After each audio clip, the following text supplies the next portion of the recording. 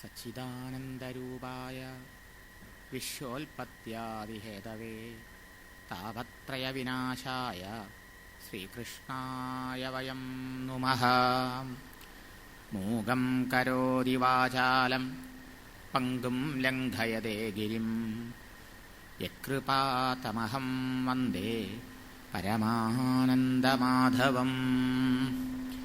ദേഹേന്ദ്രിയമനോബുദ്ധിപ്രേരകം സർവസാക്ഷിണം ശ്രീപതിം കരുണാസിന്ധും ശ്രീകൃഷ്ണം ഭാവയേ സദാ.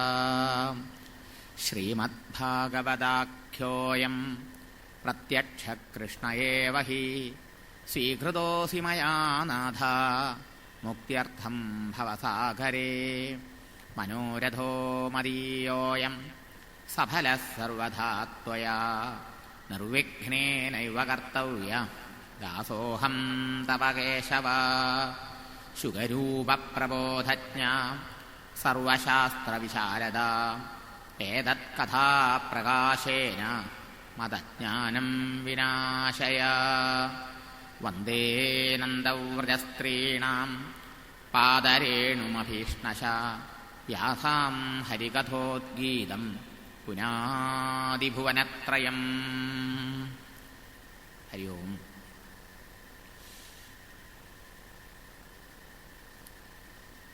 ശ്രീമദ് ഭാഗവതം, ഭാഗവതത്തിൽ തന്നെ പറയണു അതിന്റെ മാഹാത്മ്യം. സർവവേദാന്ത സാരം ഹി ശ്രീഭാഗവതം ഇഷ്യതേ. സമസ്ത വേദസാരം ആണ് വേദാന്തം അഥവാ ഉപനിഷത്തുകൾ. ആ ഉപനിഷത്തുക്കളുടെയും സാരമാണ് ശ്രീമദ് ഭാഗവതം എന്നാണ് ഭാഗവതത്തിന്റെ അഭിപ്രായം. എന്താണ് അതിൽ പ്രതിപാദന വിഷയം? വസ്തു അദ്വിതീയം. പല വസ്തു ഇവിടെ ഇല്ല. നമ്മൾ കാണുന്നുണ്ടല്ലോ പലതിനെ. നമ്മുടെ കണ്ണുകൊണ്ട് നമ്മൾ പലതിനല്ലേ കാണുന്നത്? അതെ, ഈ പലതായിരിക്കുന്ന വസ്തു ഏതാണ് പരിചയപ്പെടുത്തി തരികയാണ് ഭാഗവതം. വസ്തു അദ്വിതീയം. വസ്തു ഒന്നേ ഉള്ളൂ, രണ്ടില്ല.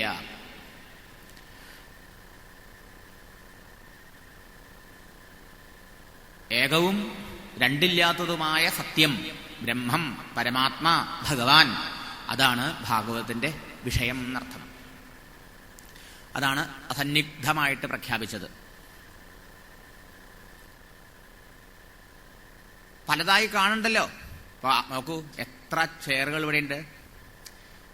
ഈ ചെയറുകളൊക്കെ എന്താ? ഇതൊക്കെ എന്തുകൊണ്ടുണ്ടാക്കിയിരിക്കണതാ? പ്ലാസ്റ്റിക്കാ അല്ലേ? അപ്പൊ പ്ലാസ്റ്റിക്കിന്റെ ദൃഷ്ടി കൂടെ നോക്കിക്കഴിഞ്ഞാൽ ഇവിടെ പലതുണ്ടോ? ഇല്ലല്ലോ, എല്ലാം ഒന്നാ. പല തരത്തിലുള്ള ഡ്രസ്സ് നമ്മൾ ഓരോരുത്തർ ഇട്ടിട്ടുണ്ട് അല്ലേ?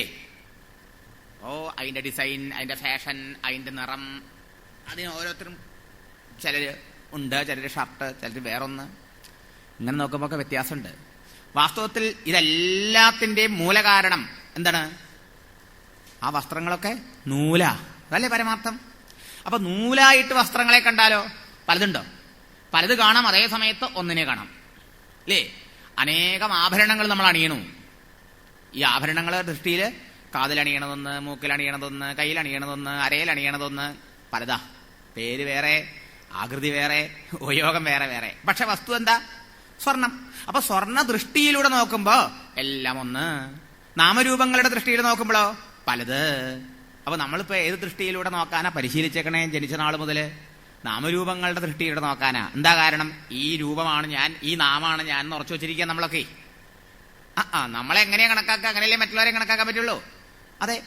അപ്പൊ ഈ രൂപവും ഈ നാമവും അല്ല, ഈ രൂപത്തിനും നാമത്തിനും അസ്തിത്വം കൊടുത്തുകൊണ്ടിരിക്കുന്ന ആ ഉണ്മയാണ്, ആ ബോധവസ്തുവാണ് ഞാൻ, ആത്മതത്വമാണ് ഞാൻ എന്ന് നാം ഓരോരുത്തരും ബോധിക്കുമ്പോ ആ തത്വമേ ഇവിടെയുള്ളൂ. പല തത്വം ഇവിടെ ഇല്ല. മുഴുവൻ പ്രപഞ്ചമായി പ്രകടമാകുന്നത് അഖണ്ഡവും ഏകവുമായ ആ ബോധവസ്തുവേ ഉള്ളൂ, ആത്മവസ്തുവേ ഉള്ളൂ. അതിനാണ് ബ്രഹ്മം, അദ്വൈതജ്ഞാനം, പരമാത്മാ, ഭഗവാൻ, കൃഷ്ണൻ, ഗുരുവായൂരപ്പൻ, ഭഗവതിയമ്മ, മഹാദേവൻ എന്നിങ്ങനെ പല പല പല പല പേരുകളിൽ ഭക്തന്മാർ പറയണത് എന്നർത്ഥം. അപ്പൊ ഇവിടെ എന്താ ഭാഗവതം നമ്മളെ പരിശീലിപ്പിക്കണത്?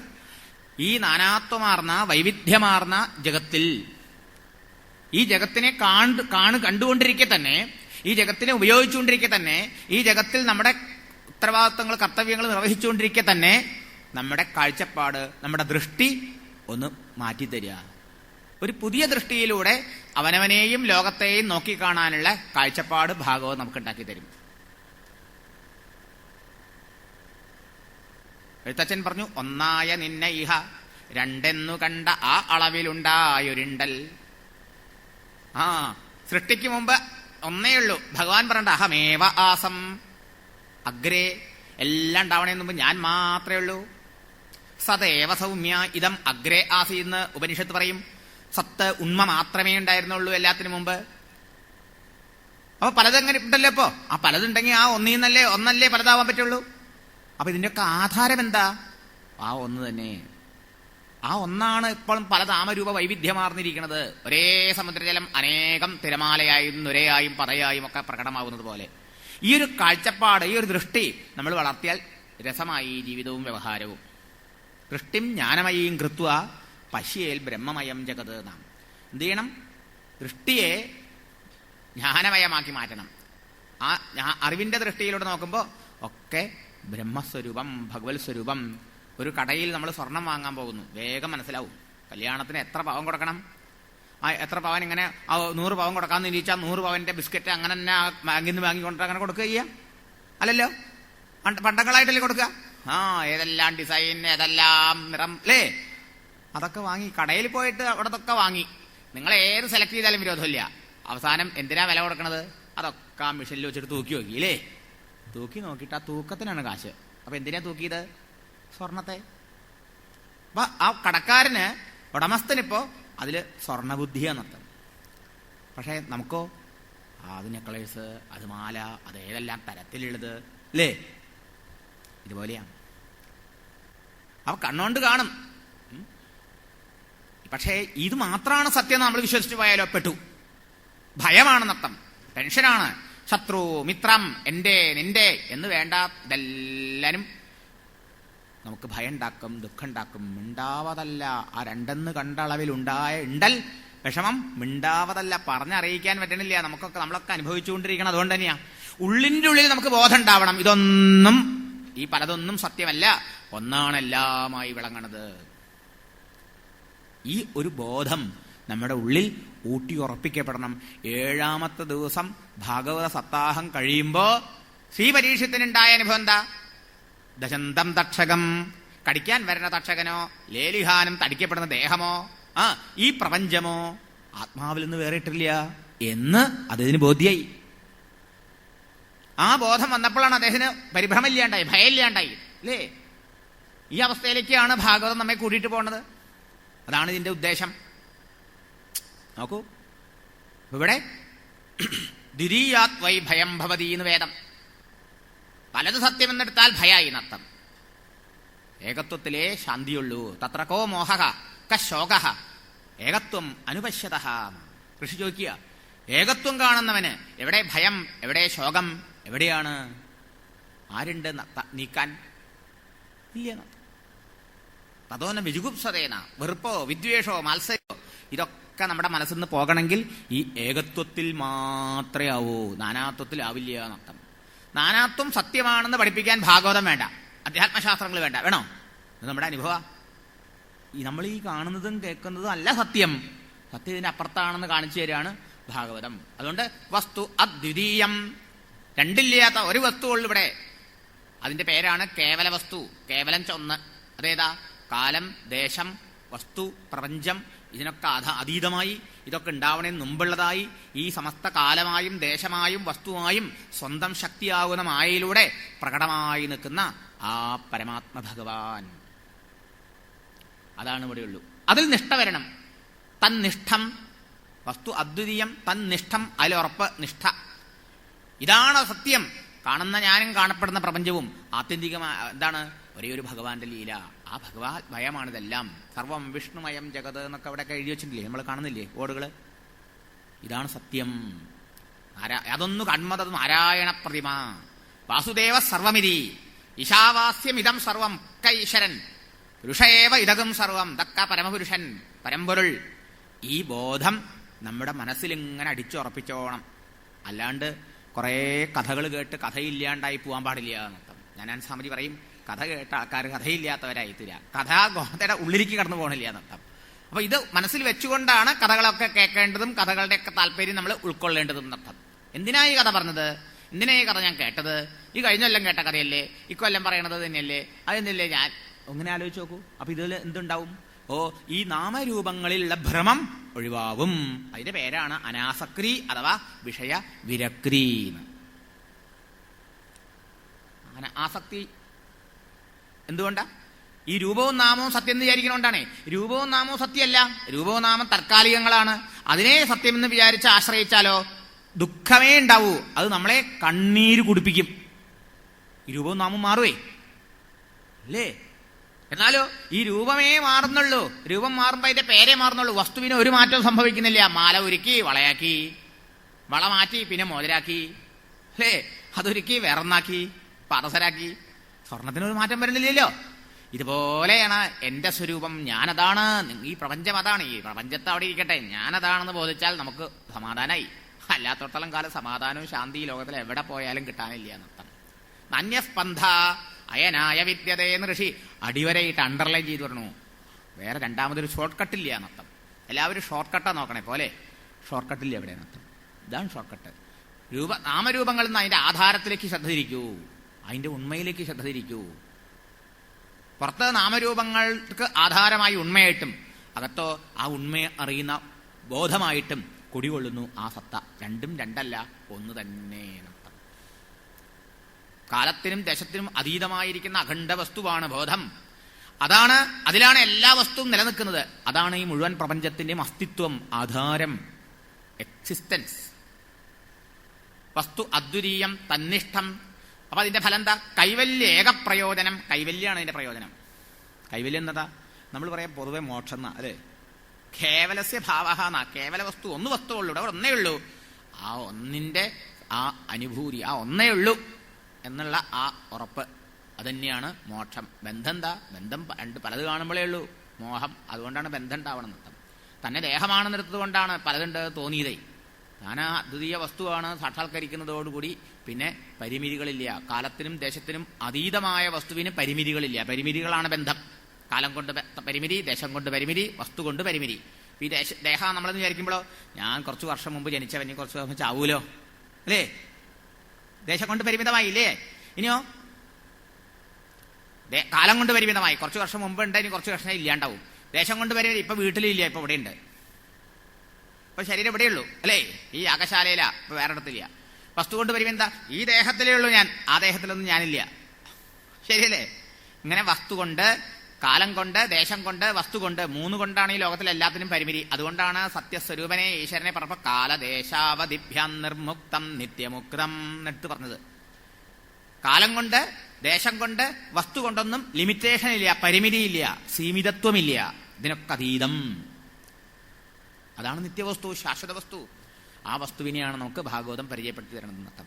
വസ്തു അദ്വിതീയം, തന്നിഷ്ടം, കൈവല്യേക പ്രയോജനം എന്ന് ഭാഗവതം എടുത്തു പറഞ്ഞു. എന്ന് പറഞ്ഞു ആ ഭാഗവത തദ്രസ അമൃതചിത്രസ്യ ന അന്യത്രസ്യാൽ ദരിക്കൊചിത് എന്ന്. ഈ ഭാഗവത രസത്തില് നമുക്ക് രുചിയേറിയാൽ വന്നാൽ, ഇതിൽ രുചി കിട്ടിയാൽ, ഇതിലേക്കൊരു ദൃഷ്ടി കിട്ടിയാൽ പിന്നെ വേറൊന്നിലും നമുക്ക് രുചി ഉണ്ടാവില്ല. വേറൊന്നിന്റെ പുറകെ നമ്മൾ ഓടില്ല. അപ്പോഴാണ് വീണ്ടും ആ വൈരാഗ്യം വരും, അനാസക്തി വരും നത്തം. ഇതിൽ രുചി പിടിക്കാതിരുന്നാലേ മറ്റുള്ളവർക്ക് രുചി ഉണ്ടാവുള്ളൂ. അതിൽ രുചി പോവില്ല. അപ്പൊ അതിന്റെ പുറകെ ഓടുക നമ്മൾ.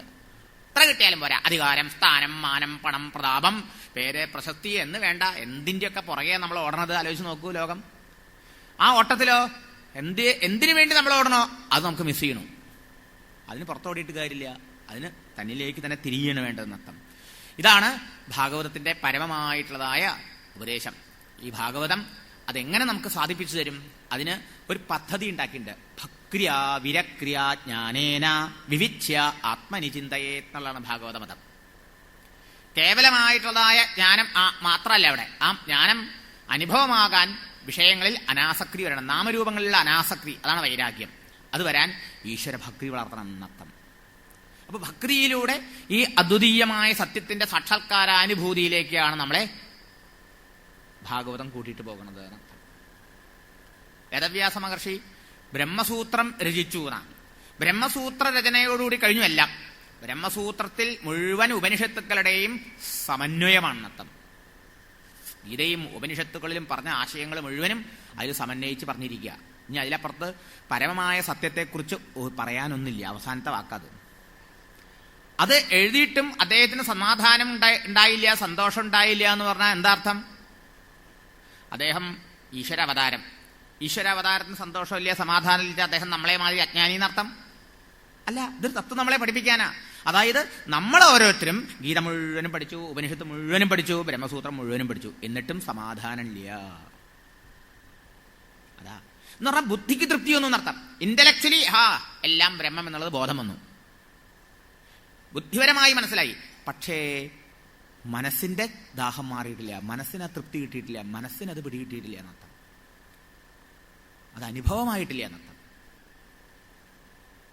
നമുക്ക് പലപ്പോഴും അങ്ങനെയല്ലേ? നമുക്കറിയാം, കുറേ പ്രഭാഷണങ്ങൾ നടത്തിയിട്ടും കുറേ പ്രഭാഷണങ്ങൾ കേട്ടിട്ട് നമുക്കറിയാം ഇവിടെ പലതില്ല, ഒന്നേ ഉള്ളൂ എന്ന്. ഞാൻ ഈ പറയണത് എന്നേക്കാൾ അധികം അറിയുന്നവരാ എൻ്റെ മുമ്പിലിരിക്കണം നിങ്ങളൊക്കെ. എനിക്ക് നല്ല ബോധത്തോടുകൂടിയാണ് പറയണത്. എന്താ സംശയം? ബുദ്ധിപരമായി നമുക്കറിയാം, പക്ഷേ അനുഭവത്തിൽ വരണമല്ലോ. ഭാഗവതം പറയും, ഏകാദശത്തിൽ ഉദയന് ഈ തത്വം പറഞ്ഞിട്ട് പറയും, ഗാം ദുഗ്ധദോഹാം അസതീഞ്ച ഭാര്യാം ദേഹം പരാധീനം അസത് പ്രജാം ച വിത്തന്തു അതീർത്ഥീകൃതം. 5-6 കാര്യങ്ങൾ പറയാം. എന്താ? പ്രസവിക്കാത്ത പശുവിനെ വളർത്തുന്ന പോലെയാണ് അനുഭവമില്ലാത്ത ഈ ജ്ഞാനം.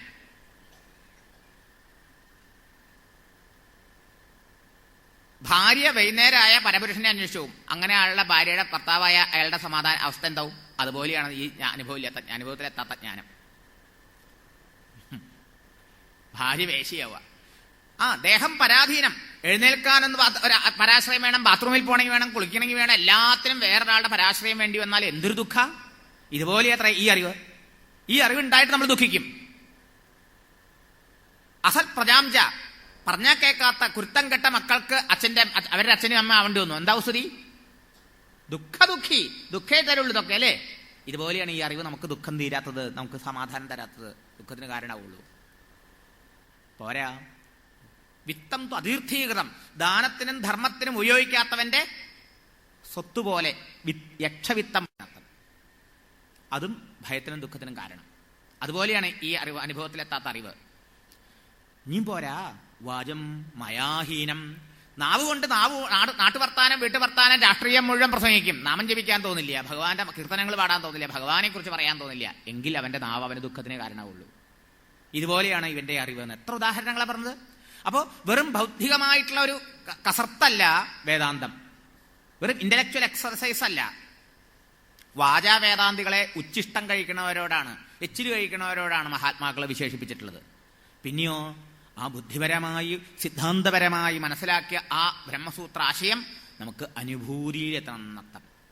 അവിടെയാണ് ഭക്തിയുടെ ആചാര്യനായ ശ്രീനാരദ മഹർഷിയുടെ ഗൈഡൻസ്. നോക്കൂ, ഭാഗവത്തിലേക്ക് ഇങ്ങനെ നമ്മൾ കടന്നു പോകുന്ന സമയത്ത് ആ നാരദ മഹർഷി അവിടെ വരണു. ആ സമയത്ത് ആത്മാർത്ഥമായി പരിതപിക്കുന്ന കാണാം ആ വ്യാസ മഹർഷി, അല്ലേ? വ്യാസഹൃദയം പരിതപിക്കുന്നു. എന്താണ് എന്റെ കുറവ്? ഞാൻ ലോകമംഗളത്തിന് വേണ്ടി പലതും ചെയ്തുവല്ലോ, എന്നിട്ടൊന്നും എനിക്ക് സമാധാനം, സന്തോഷം, ചെയ്യേണ്ടത് ചെയ്തു എന്നുള്ള കൃതാർത്ഥത, അതാണല്ലോ നമുക്ക് ജീവിതത്തിൽ വേണ്ടത്. ഫുൾഫിൽമെന്റ്, ജീവിത ധന്യത, കൃതാർത്ഥത, അതുണ്ടായില്ലല്ലോ എന്നാണ് അദ്ദേഹത്തിന്റെ വിചാരം. എന്താണ് എന്റെ പോരായ്മ, എന്താണ് എന്റെ കുറവ്? നമുക്കൊന്നും അങ്ങനെ തോന്നുന്നില്ല. എന്താ, എനിക്കെന്തിന്റെ ഒരു കുറവെന്നാ നമ്മളൊക്കെ പറയാം. ഞാൻ എല്ലാം തികഞ്ഞവനാണെന്നല്ലേ നമുക്കൊക്കെ വിചാരം ഉണ്ടാവുക. വേറൊരാൾ നമ്മുടെ എന്തെങ്കിലും കുറവോ പോരായ്മയോ ചൂണ്ടിക്കാണിച്ചാൽ നമുക്ക് ഇഷ്ടാവുമോ? ആവില്ല. പക്ഷെ വ്യാസാചാര്യൻ അങ്ങനെയല്ല, സ്വയം ആലോചിച്ചു. ജിജ്ഞാസ അതാണെന്നർത്ഥം. സത്യം അറിയണം എന്നുള്ളവർ എപ്പോഴും ഇങ്ങനെ വേണമെന്നർത്ഥം. അവർക്കേ മഹാത്മാക്കളിൽ നിന്ന് എന്തെങ്കിലും സ്വീകരിക്കാനാവുള്ളൂ എന്നർത്ഥം. വ്യാസഹൃദയം പരിതപിച്ചു, എന്റെ പോരായ്മ എന്താണെന്നറിയാൻ. ഉടനെ ശ്രീനാരദ മഹർഷി എത്തി ഭഗവത് പ്രേരണയാൽ. ശ്രീനാരദ മഹർഷി നമസ്കരിച്ച് ചോദിച്ചു, ഞാൻ പലതും ചെയ്തു, എന്നിട്ടും തൃപ്തിയില്ല, എന്താ ചെയ്യേണ്ടതെന്ന്. ഉടനെ ശ്രീനാരദ മഹർഷി പറഞ്ഞു, അല്ലേ, അങ്ങ് പലതും പറഞ്ഞു, പക്ഷേ വാസുദേവസ്യ മഹിമ ന അനുവർണിത. പലതും വർണ്ണിച്ച കൂട്ടത്തില് വർണ്ണിക്കേണ്ടത് എന്താ? ഇവിടെ വാസുദേവൻ മാത്രമേ ഉള്ളൂ, വാസുദേവ സർവമിതി എന്നുള്ളതല്ലേ പരമമായ വേദസിദ്ധാന്തം. അത് പറഞ്ഞില്ലല്ലോ.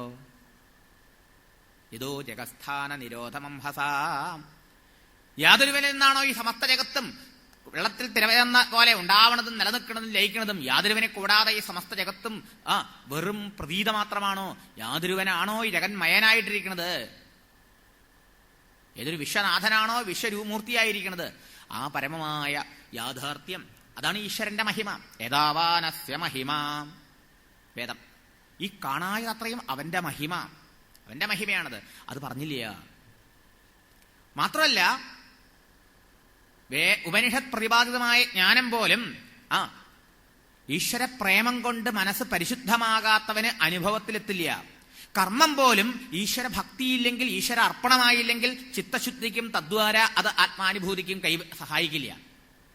അങ്ങനെയുള്ള ഭഗവാന്റെ മഹിമയെ, ഭഗവത് പ്രേമത്തിന്റെ മഹത്വത്തെ അങ്ങ് പറഞ്ഞില്ലല്ലോ എന്നാണ്. എന്നിട്ടാണ് തന്റെ ഭഗവത് കഥാശ്രവണത്തിലൂടെ തനിക്കുണ്ടായ സത്സംഗത്തിന്റെ മഹിമ കൊണ്ട്, മഹൽസംഗത്തിന്റെ മഹിമ കൊണ്ട്, ഭഗവത് ഗുണഗണങ്ങളുടെ ശ്രവണ കീർത്തനങ്ങളെ കൊണ്ട് താൻ ദാസീപുത്രന്റെ അവസ്ഥയിൽ നിന്ന് ശ്രീനാരദന്റെ അവസ്ഥയിലേക്ക് ഉയർന്ന ആ കഥയെ പറഞ്ഞു കൊടുത്തത് എന്നർത്ഥം. ഇതൊക്കെ വ്യാസഹൃദയത്തെ സ്പർശിച്ചു, നമ്മളെയും സ്പർശിക്കണം. അപ്പൊ എന്താ, നാരദ മഹർഷിയുടെ ആ ഉപദേശമനുസരിച്ച് നാരദോപദിഷ്ഠമായ ആ നാരദ ഭക്തിസൂത്രത്തിനെ പിന്തുടർന്നുകൊണ്ടുള്ള ഒരു ബ്രഹ്മസൂത്ര വ്യാഖ്യാനം ആണ് ഭാഗവതം എന്ന് കാണാം. ശരിക്കും നാരദ ഭക്തിസൂത്രം പഠിച്ചിട്ട് ഈ ഭാഗവതം വായിച്ചു നോക്കൂ. നാരദ ഭക്തിസൂത്ര സൂത്രങ്ങളുടെ മുഴുവനും വ്യാഖ്യാനങ്ങളാണ് ഈ ഭാഗവതം എന്ന് നമുക്ക് കാണാൻ സാധിക്കും. ഗുരുനാഥനെ സ്മരിച്ചുകൊണ്ട്, ഗുരുനാഥന്റെ ആ നിർദ്ദേശം അനുസരിച്ചുകൊണ്ടാണ് പിന്നീട് വ്യാസമഹർഷി ഭാഗവതം രചിച്ചതെന്നാണ് പറയുന്നത്, അല്ലേ? അപ്പൊ അതില് ഭക്തി നമുക്ക് കാണാം, വിവേകമുണ്ടാകാൻ ഉതകുന്ന കഥകൾ കാണാം, വൈരാഗ്യജനകങ്ങളായ കഥകൾ കാണാം. ഈ നേട്ടങ്ങളും ഈ സമ്പാദ്യങ്ങളും ഈ ഭോഗങ്ങളും ഒന്നും ശാശ്വതമല്ല. ഇതൊക്കെ കുറച്ചു കാലം പിടിച്ചു വെച്ചു, അവസാനം ഇതൊക്കെ ഇത്രയേ ഉള്ളൂ എന്ന് മനസ്സിലാക്കി ഇതെല്ലാം വിട്ട് ശാശ്വതമായ ശാന്തിക്കും സമാധാനത്തിനും വേണ്ടി ശാശ്വതമായ സത്യത്തെ തെരഞ്ഞ് ഈശ്വര സാക്ഷാത്കാരം എന്ന മഹത്തായ ജീവിത ലക്ഷ്യത്തെ മുൻനിർത്തിക്കൊണ്ട് എല്ലാം വിട്ടിറങ്ങി തപോഭൂമിയിൽ ചെന്ന് ഏകാന്ത ധ്യാനത്തിലൂടെ ആ ഭഗവത് സ്വരൂപം സാക്ഷാത്കരിച്ച് ജീവിതധന്യത കൈവരിച്ചവരുടെ കഥയാണ് ഈ ഭാഗവത്തില്. ഏത് രാജാവിന്റെ കഥ എടുത്താലും, അല്ലേ? എന്തിനാ ഈ കഥകൾ ഇങ്ങനെ? ഇതിങ്ങനെ കുത്തിപ്പൊത്തിരിക്കേണ്ട ആവശ്യമില്ല. ഇതൊക്കെ ഇവിടെ ഇരുന്നുകൊണ്ട് ആ ധർമ്മം അനുഷ്ഠിച്ചുകൊണ്ട് അടുത്ത ജീവിതത്തിൽ പ്രിപ്പറേഷൻ നടത്തുക.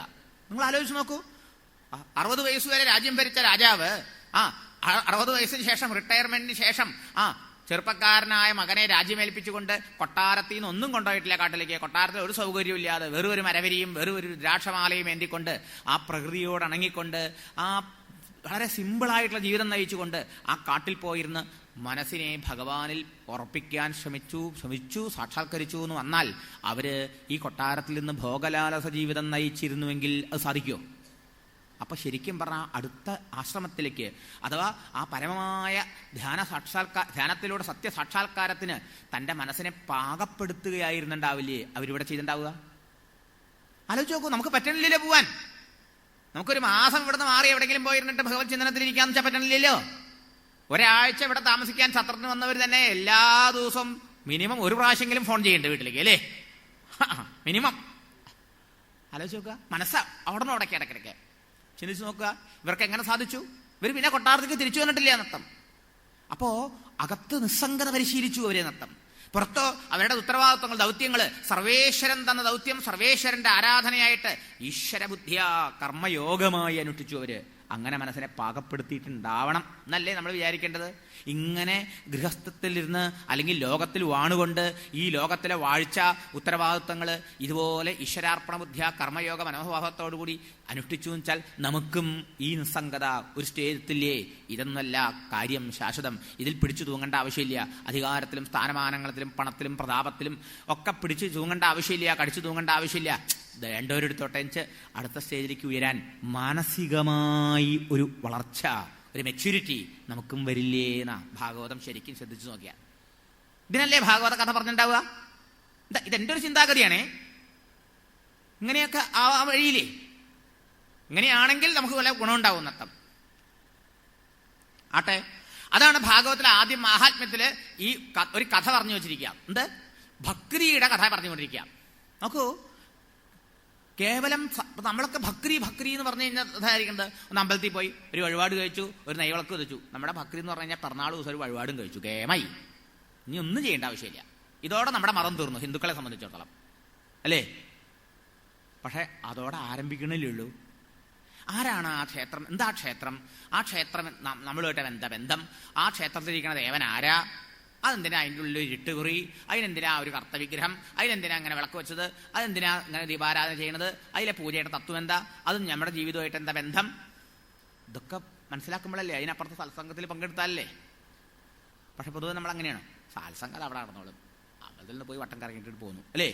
പതിവായിട്ട് തൊഴാൻ പോകുന്ന ആൾക്കാർ പോലും, നമ്മുടെ തൃശ്ശൂരൻ ഒരു സംസ്കാരമുണ്ട്. എന്താ അത്? തൃശ്ശൂർ സംസ്കാരം ടെമ്പിൾ കൾച്ചറാണ്. രാവിലെ എണീറ്റ് അടുത്തുള്ള 4-5 അമ്പലങ്ങളിൽ പോയി തൊഴിലിട്ട് വരിക എന്നർത്ഥം. പക്ഷെ അവിടെ ഒരു ഉപനിഷത്ത് ക്ലാസ് ഉണ്ട്, അല്ലെങ്കിൽ ഒരു ഗീതാ ക്ലാസ് ഉണ്ട്, അവിടെ നടത്തോട്ടെ. ആ പറമകാവിൽ ഞങ്ങളുണ്ട് 4-5 ആൾ കാണും. ഈ വൈദിക ശർമ്മ മാഷൊക്കെ ക്ലാസ് എടുക്കുന്ന സമയത്ത് ഞാൻ കണ്ടിട്ടുണ്ട്. മിടാന സ്വാമി പ്രാർത്ഥന ചെയ്യുന്ന സമയത്തുണ്ട് 4-5 ആളെ മുമ്പിൽ ഇരിക്കുന്നുണ്ടാവും. നോക്കൂ,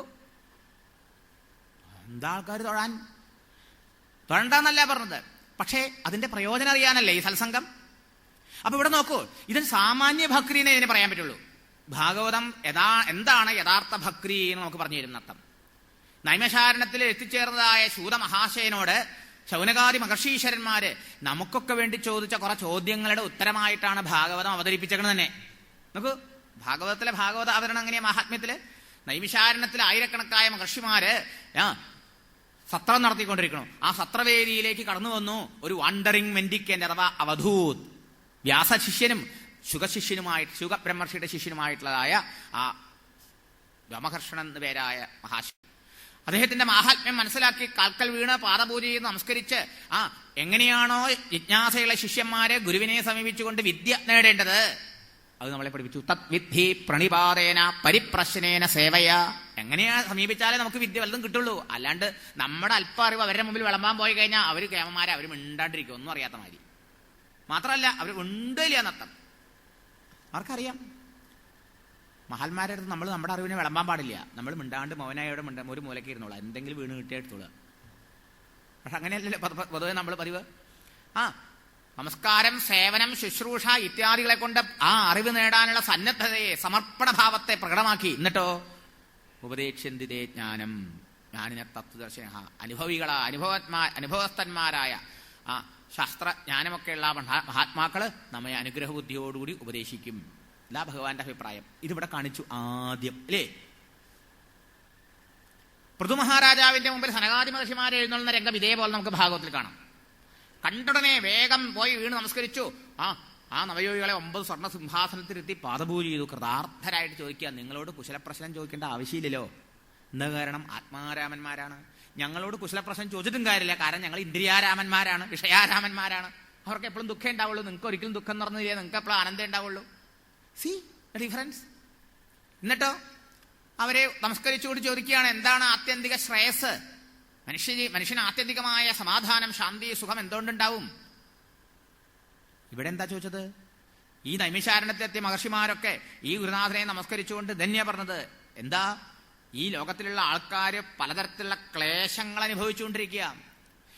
സുഖാവണം എന്ന് വിചാരിച്ചുകൊണ്ട് ഈ ലോകവസ്തുക്കളുടെ പുറകെ ഓടുന്നു, പലതും ഉണ്ടാക്കാനുള്ള ശ്രമം അതുപോലെ കാണുന്നു, അനുഭവിക്കണു. ഇതൊക്കെ കണ്ടും കേട്ടും അനുഭവിച്ചിട്ടും എന്തായിപ്പോ? മനസ്സ് അങ്ങേറ്റം കലുഷമായിരിക്കുന്നു, പറയുന്ന ചെളിയായിരിക്കുക, മലിനമായിരിക്കുക. ഈ മനസ്സിനെ ഒന്ന് നേരെയാക്കാൻ, ശുദ്ധീകരിക്കാൻ എന്തെങ്കിലും ഡിറ്റർജന്റുകള്, പ്യൂരിഫയേഴ്സ് ഈ അങ്ങാടിയില് മോളുകളും ബിഗ് ബസാറുകളും ഒക്കെ വന്നിട്ടുണ്ട്. ഇപ്പോൾ അവിടെ എവിടെങ്കിലും കിട്ടണ്ടോ നോക്കുമ്പോൾ ഇല്ല. അത് പറഞ്ഞുതരാൻ നിങ്ങൾക്കേ പറ്റുള്ളൂ. ശോധനയ്ക്ക് പരായണം. ഈ മനസ്സിന്റെ മാലിന്യാണ് ഈ ലോകത്തിൽ കാണുന്ന എല്ലാ കുനുഷ്ടുബുദ്ധികളും, എല്ലാ തരത്തിലുള്ള ഭേദബുദ്ധിപ്രകരമായിട്ടുള്ള പ്രവർത്തനങ്ങളും.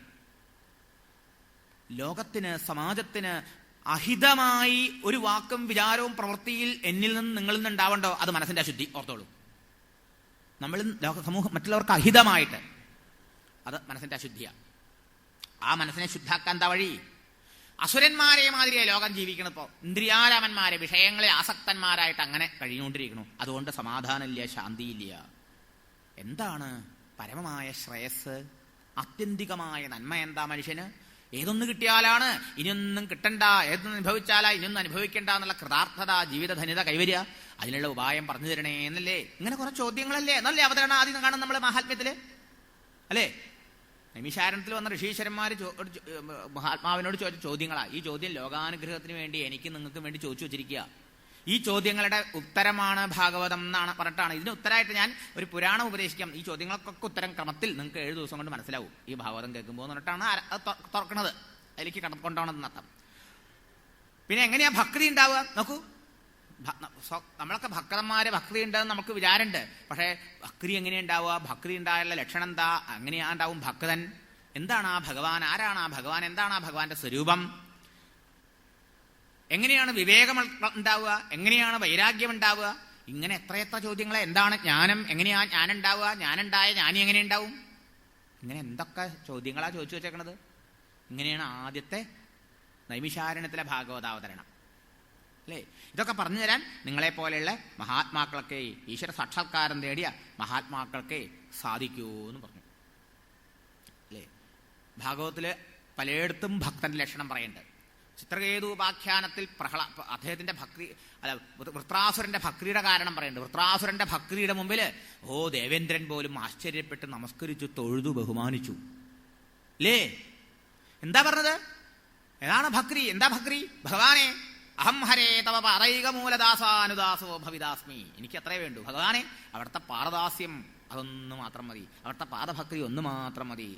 എന്നാ അപുനർഭവം, മോക്ഷം പോലും വേണ്ടാത്ത ഭക്തി. മോക്ഷത്തിന് വേണ്ടിയിട്ടുള്ള ഭക്തി ഒന്നും വരേണ്ട കേട്ടോ. മോക്ഷം ലക്ഷ്യമാക്കിയിട്ടുള്ള ഭക്തി ഒന്നും വരേണ്ട. മോക്ഷത്തിനും മേലെയായിട്ടുള്ള ഭക്തി, മോക്ഷം പോലും വേണ്ടാത്ത ഭക്തി എന്നർത്ഥം.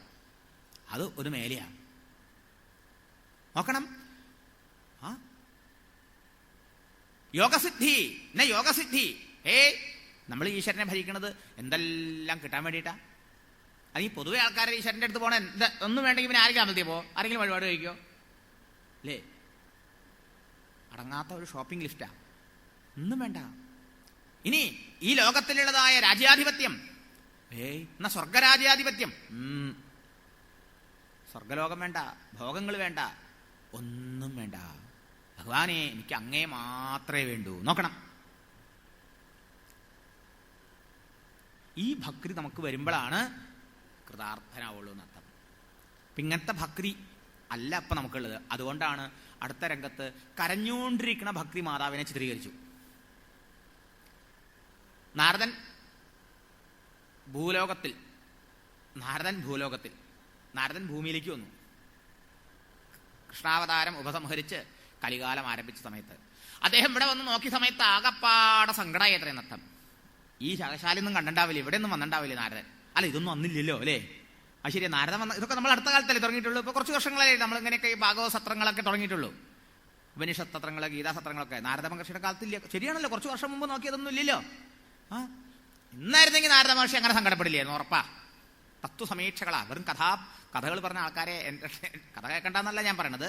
പക്ഷെ കാര്യം ഗ്രഹിക്കാണ്ട് വെറും കഥകൾക്ക് വേണ്ടി മാത്രമായിട്ട് കഥ പറയാം, അങ്ങനെയല്ല.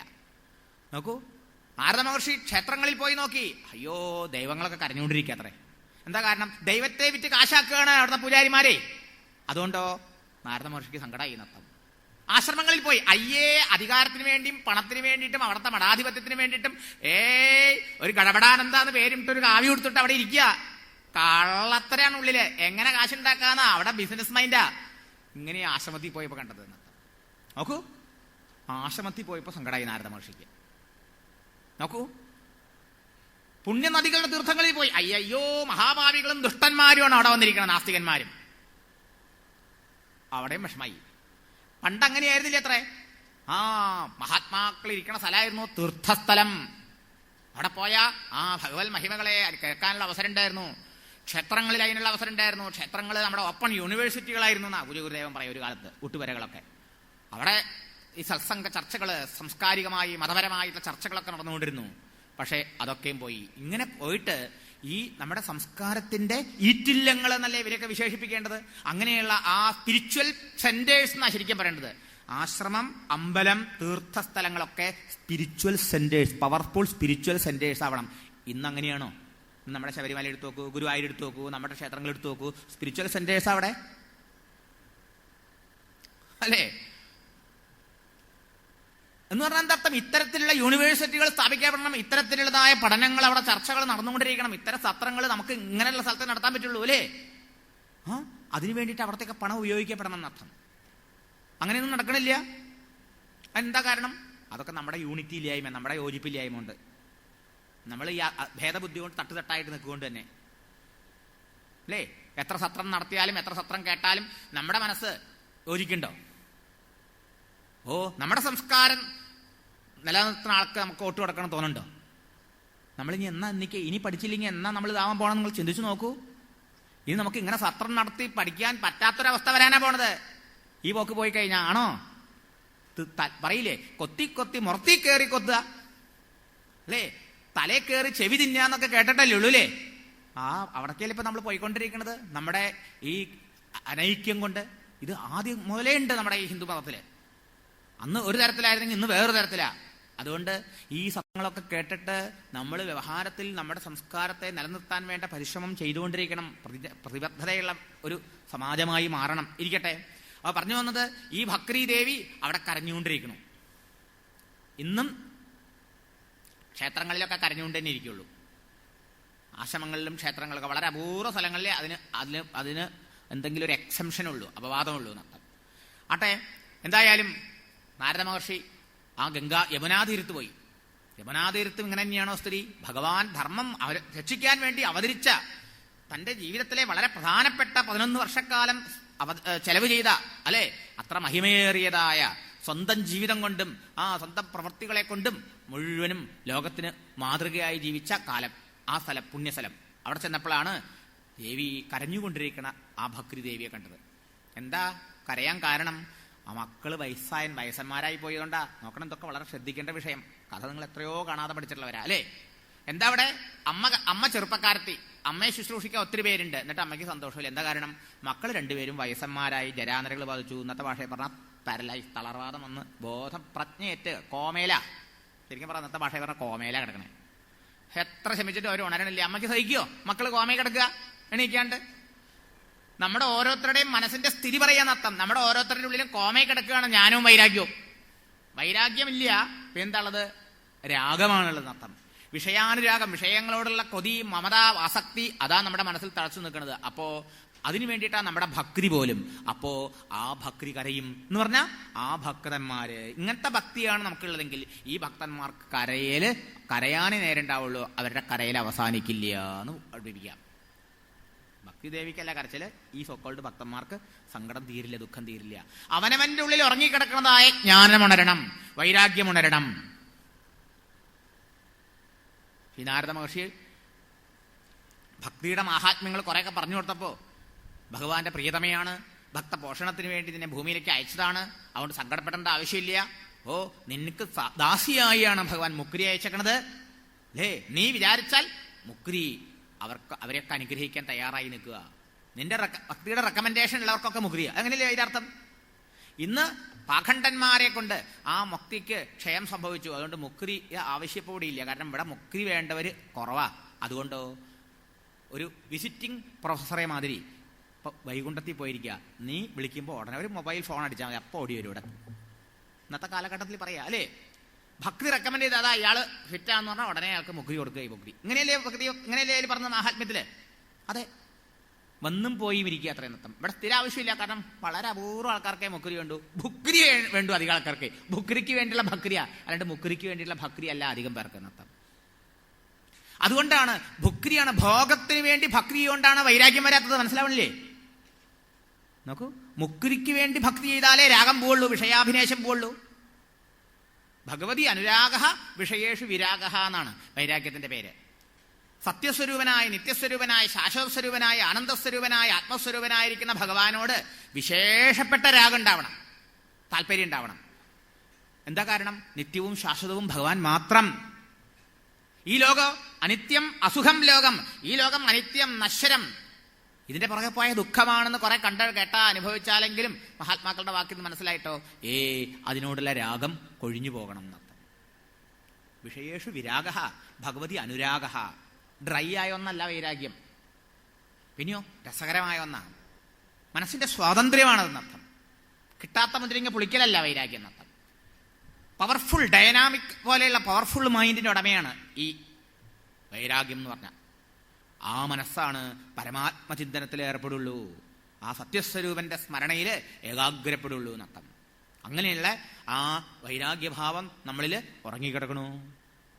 ജ്ഞാനമോ അതും ഉറങ്ങിക്കിടക്കണു. അപ്പൊ പിന്നെ എങ്ങനെയാ ഈ സാമാന്യ ഭക്തി ചെയ്യണു? അതും ഭോഗത്തിന് വേണ്ടിയിട്ടാ, മുക്രിക്ക് വേണ്ടിയിട്ടല്ല. മുക്രിയാണെങ്കിൽ വൈകുണ്ഠത്തിലും പോയിരിക്കണു, മുക്രി ആർക്കും വേണ്ട. അങ്ങനെയാണെങ്കിൽ ഈ സമാജത്തിന്, ആ വ്യക്തികൾക്കോ സമാജത്തിനോ ആ തലമുറയ്ക്കോ സമാധാനമോ ശാന്തിയോ എന്തൊക്കെ ഭക്തിയുടെ പേരിൽ നമ്മൾ കാട്ടിക്കൂട്ടിയാലും ഉണ്ടാവുമോ? വെറും നോക്കൂ, ഏത് മതങ്ങൾ എടുത്തു നോക്കൂ, വെറും ബാഹ്യമായ ചടങ്ങുകളാണ് ജാസ്തിയാവണത്. മതപരമായ ചടങ്ങുകൾക്കാണ് പ്രാധാന്യം. ഈ ചടങ്ങുകൾ എന്തിന് ചോദിച്ചാനേ പാടില്ല. പല മതങ്ങളിലും ചോദിക്കാനേ പാടില്ല. ചോദിച്ചാൽ കഴുത്തർത്തു. അറ്റ്ലീസ്റ്റ് നമ്മുടെ ഹിന്ദു മതത്തിൽ പറഞ്ഞുകൊണ്ടെന്താ, നിങ്ങൾക്ക് ചോദിക്കാം, വേണമെങ്കിൽ ചെയ്താൽ മതി, ഇല്ലെങ്കിൽ വേണ്ടാ നിൽക്കാം, അല്ലേ?